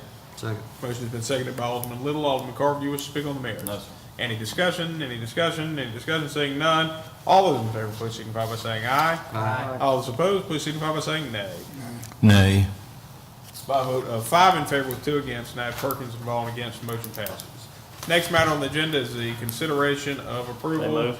Motion has been made by Alderman Carver to approve of travel for 3 deputy clerks to the Mississippi Municipal Deputy Clerk Spring Conferences with advanced travel requested not to exceed $640 each as presented. Alderman Carver, is that your motion? Yes, sir.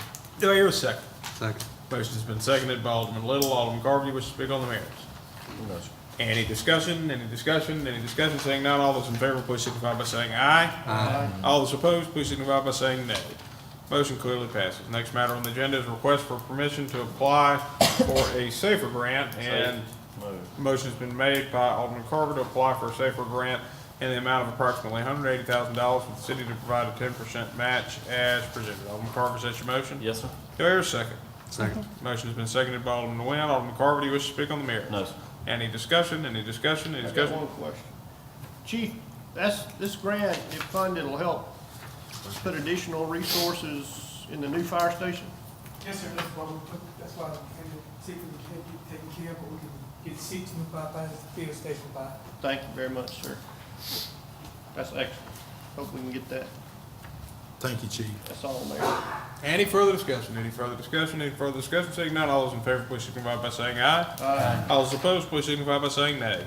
Motion clearly passes. Next matter on the agenda is a request for permission to allow SFD. So moved. Motion has been made by Alderman Maynard to allow SFD to update the current policy for National Registry Emergency Medical Technicians with the city NREMT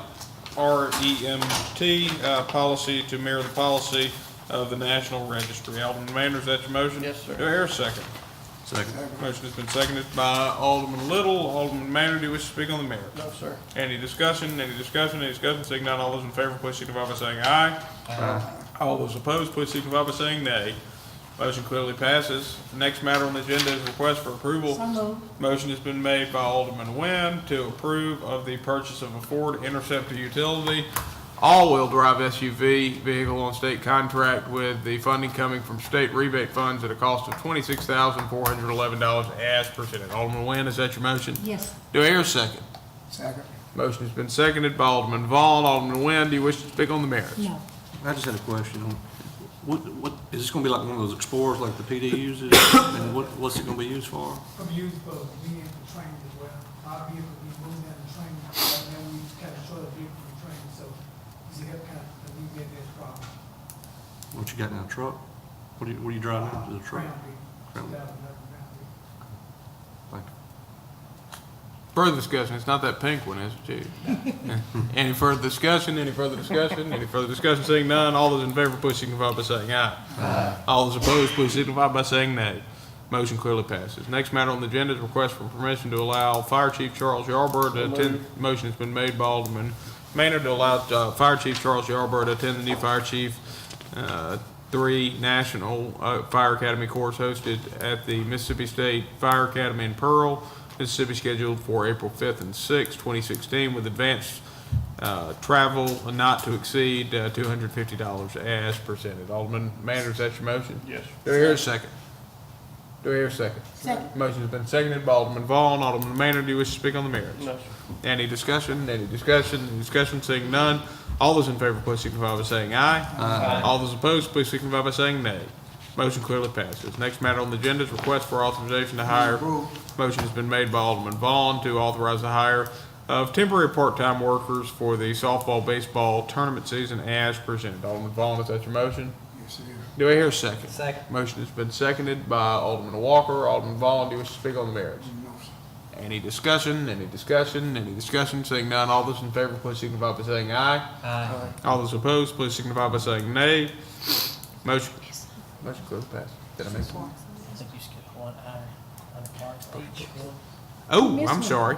The discussion and consideration of the approval for Bruce, motion has been made by Alderman Walker to approve of Bruce Harris, Timothy Neal, Don Robinson, and Joseph William to attend the Field Maintenance Workshop March 2nd, 2016 in Oxford, Mississippi, with travel not to exceed $160 as presented. Alderman Walker, is that your motion? Yes. Do I hear a second? Second. Motion has been seconded by Alderman Nguyen. Alderman Walker, do you wish to speak on the merits? No. Any discussion? Any discussion? Any discussion? Seeing none, all those in favor, please signify by saying aye. Aye. All those opposed, please signify by saying nay. Motion clearly passes. Next matter on the agenda is request for approval of educational assistance. Motion has been made by Alderman Maynard to approve of educational assistance benefits for Jody Hogue as set forth in our educational assistance policy as presented. Alderman Maynard, is that your motion? It is. Do I hear a second? Second. Motion has been seconded by Alderman Walker. Alderman Maynard, do you wish to speak on the merits? No, sir. Any discussion? Any discussion? Any discussion? Seeing none, all those in favor, please signify by saying aye. Aye. All those opposed, please signify by saying nay. Motion clearly passes. Next matter on the agenda is a request for approval to hire Roderick Eddy. So moved. Motion has been made by Alderman Maynard to hire Roderick Eddy to fill the position of System Network Administrator for the Information Technology Department, subject to a one-year probationary period as presented. Alderman Maynard, is that your motion? Yes, sir. Do I hear a second? Second. Motion has been seconded by Alderman Walker. Alderman Maynard, do you wish to speak on the merits? No, sir. Any discussion? Any discussion? Any discussion? Seeing none, all those in favor, please signify by saying aye. All those opposed, please signify by saying nay. Motion clearly passes. Next matter on the agenda is request for approval of the temporary pay increase for personnel policy. Move approval. Motion has been made by Alderman Little to approve the temporary pay increase per personnel policy for Fire Department employee Roosevelt Harris, who is assigned to the temporary position of acting captain as presented. Alderman Little, is that your motion? Chief, who do you have Hold on, I out? gotta have a second. Do I hear a second? Second. Motion has been seconded by Alderman Vaughn. Alderman Little, do you wish to speak on the merits? I just had to ask the chief, who you have out right now? Don't they have to be out like 90 days or something to get the increased pay? Captain or Sharp. 30 days or something? Captain Danny Sharp, he's been out since August 12th of last year. What's in the packet? Thank you. Further discussion? Any further discussion? Any further discussion? Seeing none, all those in favor, please signify by saying aye. Aye. All those opposed, please signify by saying nay. Motion clearly passes. Next matter on the agenda is a discussion and consideration. Motion has been made by Alderman Maynard to approve a 2-year lease with Central Mississippi Harley Davidson for two 2016 police motorcycles at a rate of $300 per month per unit as presented. Alderman Maynard, is that your motion? With the addition of allowing you to execute that lease, you need that on there? Yeah. Well, it's presented in the packet. No, Yeah. the packet didn't say that. The packet said the mayor or his or the designated police department. Oh, okay. So this clarifies it will only be the mayor to execute. I like it. Further discussion. Did I get a second on that? No. Second. All right, do I hear a second? Motion's been seconded by Alderman Perkins. Alderman Maynard, do you wish to speak on the merits? Alderman Paul. Chief, who will be operating these motorcycle, chief? Current motorcycle officers, Officer Wills and Officer Andrew Wiley. There are only two that we have right now. Okay. Thank you. I guess Alderman Vaughn and I can't borrow them one weekend, huh? Never mind, chief, no, never mind. That is not in the lease, Alderman. Right. Any further discussion? Any further discussion? Any further discussion? Seeing none, all those in favor, please signify by saying aye. Aye. All those opposed, please signify by saying nay. Motion clearly passes. Next matter on the agenda is a discussion and consideration. Move approval. Motion has been made by Alderman Little to approve of declaring a 2004 Crown Victoria VIN number 2FAFP71W1 4X169605 as surplus with authorization to advertise on Gov Deals and remove from the city inventory as presented. Alderman Little, is that your motion? Yes, sir. Do I hear a second? Second. Motion's been seconded by Alderman Maynard. Alderman Little, do you wish to speak on the merits? No, sir. Any discussion? Any discussion? Any discussion? Seeing none, all those in favor, please signify by saying aye. Aye. All those opposed, please signify by saying nay. Motion clearly passes. The next matter on the agenda is a discussion and consideration of declaring a 2002. So moved. Motion has been made by Alderman Walker to approve of declaring a 2002 Black Ford Crown Victoria VIN number 2FAFP71W43X113530 as surplus with authorization to advertise on Gov Deals and remove from city inventory as otherwise as presented. Alderman Walker, is that your motion? Yes. Do I hear a second? Second. Motion has been seconded by Alderman Vaughn. Alderman Walker, do you wish to speak on the merits? No. Any discussion? Any discussion? Any discussion? Seeing none, all those in favor, please signify by saying aye. Aye. All those opposed, please signify by saying nay. Motion clearly passes. Next matter on the agenda is a request for authorization to accept the lowest and best bid submitted by Mitsubishi. Motion has been made by Alderman Vaughn to accept the lowest and best bid submitted by Mitsubishi Electric Power Products Incorporated for 3 substation vacuum circuit breakers for the Northeast Starkville substation at a cost of $84,627 as presented. Alderman Vaughn, is that your motion? Yes, sir. Do I hear a second? Second. Motion has been seconded by Alderman Walker. Alderman Vaughn, do you wish to speak on the merits? Yes, sir, Mr. Kemp, we'll not be looking for no rate increase no time soon. Sir? We won't be looking for no rate increase no time soon. will we? No, sir. All right, thank you. Keep the liability up. Thank you. Any further discussion? Any further discussion? Any further discussion? Seeing none, all those in favor, please signify by saying aye. Aye. All those opposed, please signify by saying nay. Motion clearly passes. Next matter on the agenda is request for authorization to enter into a monthly. Motion has been made by Alderman Vaughn to authorize entering into a month-to-month lease with Lally Real Estate for property at 104 Highway 182 for use during the AMI metering installation as presented. Alderman Vaughn, is that your motion? Yes, sir. Do I hear a second? Second. Motion has been seconded by Alderman Walker. Alderman Vaughn, do you wish to speak on the merits? No, sir. Any discussion? Again, Mr. Kemp, can you just clarify, what are we looking at for the output of these, the AMI procedure? Are we talking 6 months, 6 more months, 9 months? What's the time frame? Well, right now, we've got a target date, we're hoping that it's full deployment by, end of January or 17. Yes, okay. But in the last part of that group will be slower than any unit, just maybe type of nature of it. But we are hoping to really start aggressively doing it for the next 6 months. Thanks, sir. Alderman Maynard. Mr. Kemp, I've got a question too while you're here. Could you briefly address what Mr. Turner mentioned at the very beginning of the meeting about the $750 charge on the water meter, I guess? Okay. I think last year the board took action to add $750 water user fees to all units that are behind the master water meter. We have several, and I say several, we have some apartment complexes that have a master water meter that, and so what we have done is that we have gone to each one of those and have electric service and added a monthly charge of $7.50. And so that dollars are really to cover the cost of anything from water production, I guess you'd say, the water, that's where that came from. Up until then, that group of customers was not paying any access charge for water at all. That charge only covers the access, it does not cover, there's no additional water charge added. Okay. Thank you, sir. Is that? It is. Further discussion? Any further discussion? Any further discussion? Any further discussion? Seeing none, all those in favor, please signify by saying aye. Aye. All those opposed, please signify by saying nay. Motion clearly passes. The next matter on the agenda is request. Who made the motion?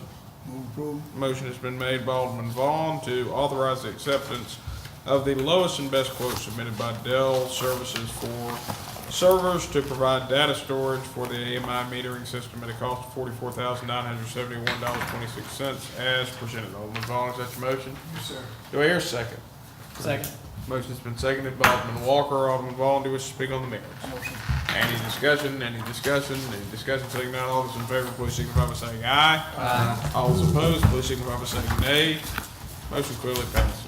Mr. Mayor, may I be recognized? You may. Mr. Mayor, I move that this meeting stand in recess until the 15th day of March, 2016 at 5:30 in this boardroom. Motion has been made by Alderman Perkins to, it's wrong on the agenda, to recess until March 15th, 2016 at 5:30 in the courtroom located at 110 West Main Street. Alderman Perkins, is that your motion? Yes, sir, Second. Mr. Mayor. Do I hear a second? Second. Motion's been seconded by Alderman Vaughn. Alderman Perkins, do you wish to speak on the merits? No, sir, Mr. Mayor. Discussion, any discussion, saying none? We're gonna blow past this? Yeah, we've got a motion to recess on the floor. But there's discussion right now. Oh, Yeah, well, thank you. do you have something? Is one Yeah, of I mean, those on fire? I'm duty bound to report this to the board. I'm sorry. That's why I Mr. gave you a Attorney? note. I've got You- I've got two quick litigation matters to report to the board, a settlement and a proposed settlement. I have to do it. I withdraw the motion in light of the attorney's desire to meet us in closed session, Mr. Mayor. All right, do I hear a motion to go into closed session? So moved. Motion has been made by Alderman Little to go into closed session to determine whether there is a need for an executive session. Do I hear a second? Second. Motion has been seconded by Alderman Walker. Alderman Little, you wish to speak on the merits? Any discussion? Any discussion? Any discussion? Saying none, all those in favor, please signify by saying aye. Aye. All those opposed, please signify by saying nay. Motion clearly passes. I'll ask the public vacate the premises so the board can begin closed session deliberations to determine whether there's a need for an executive session.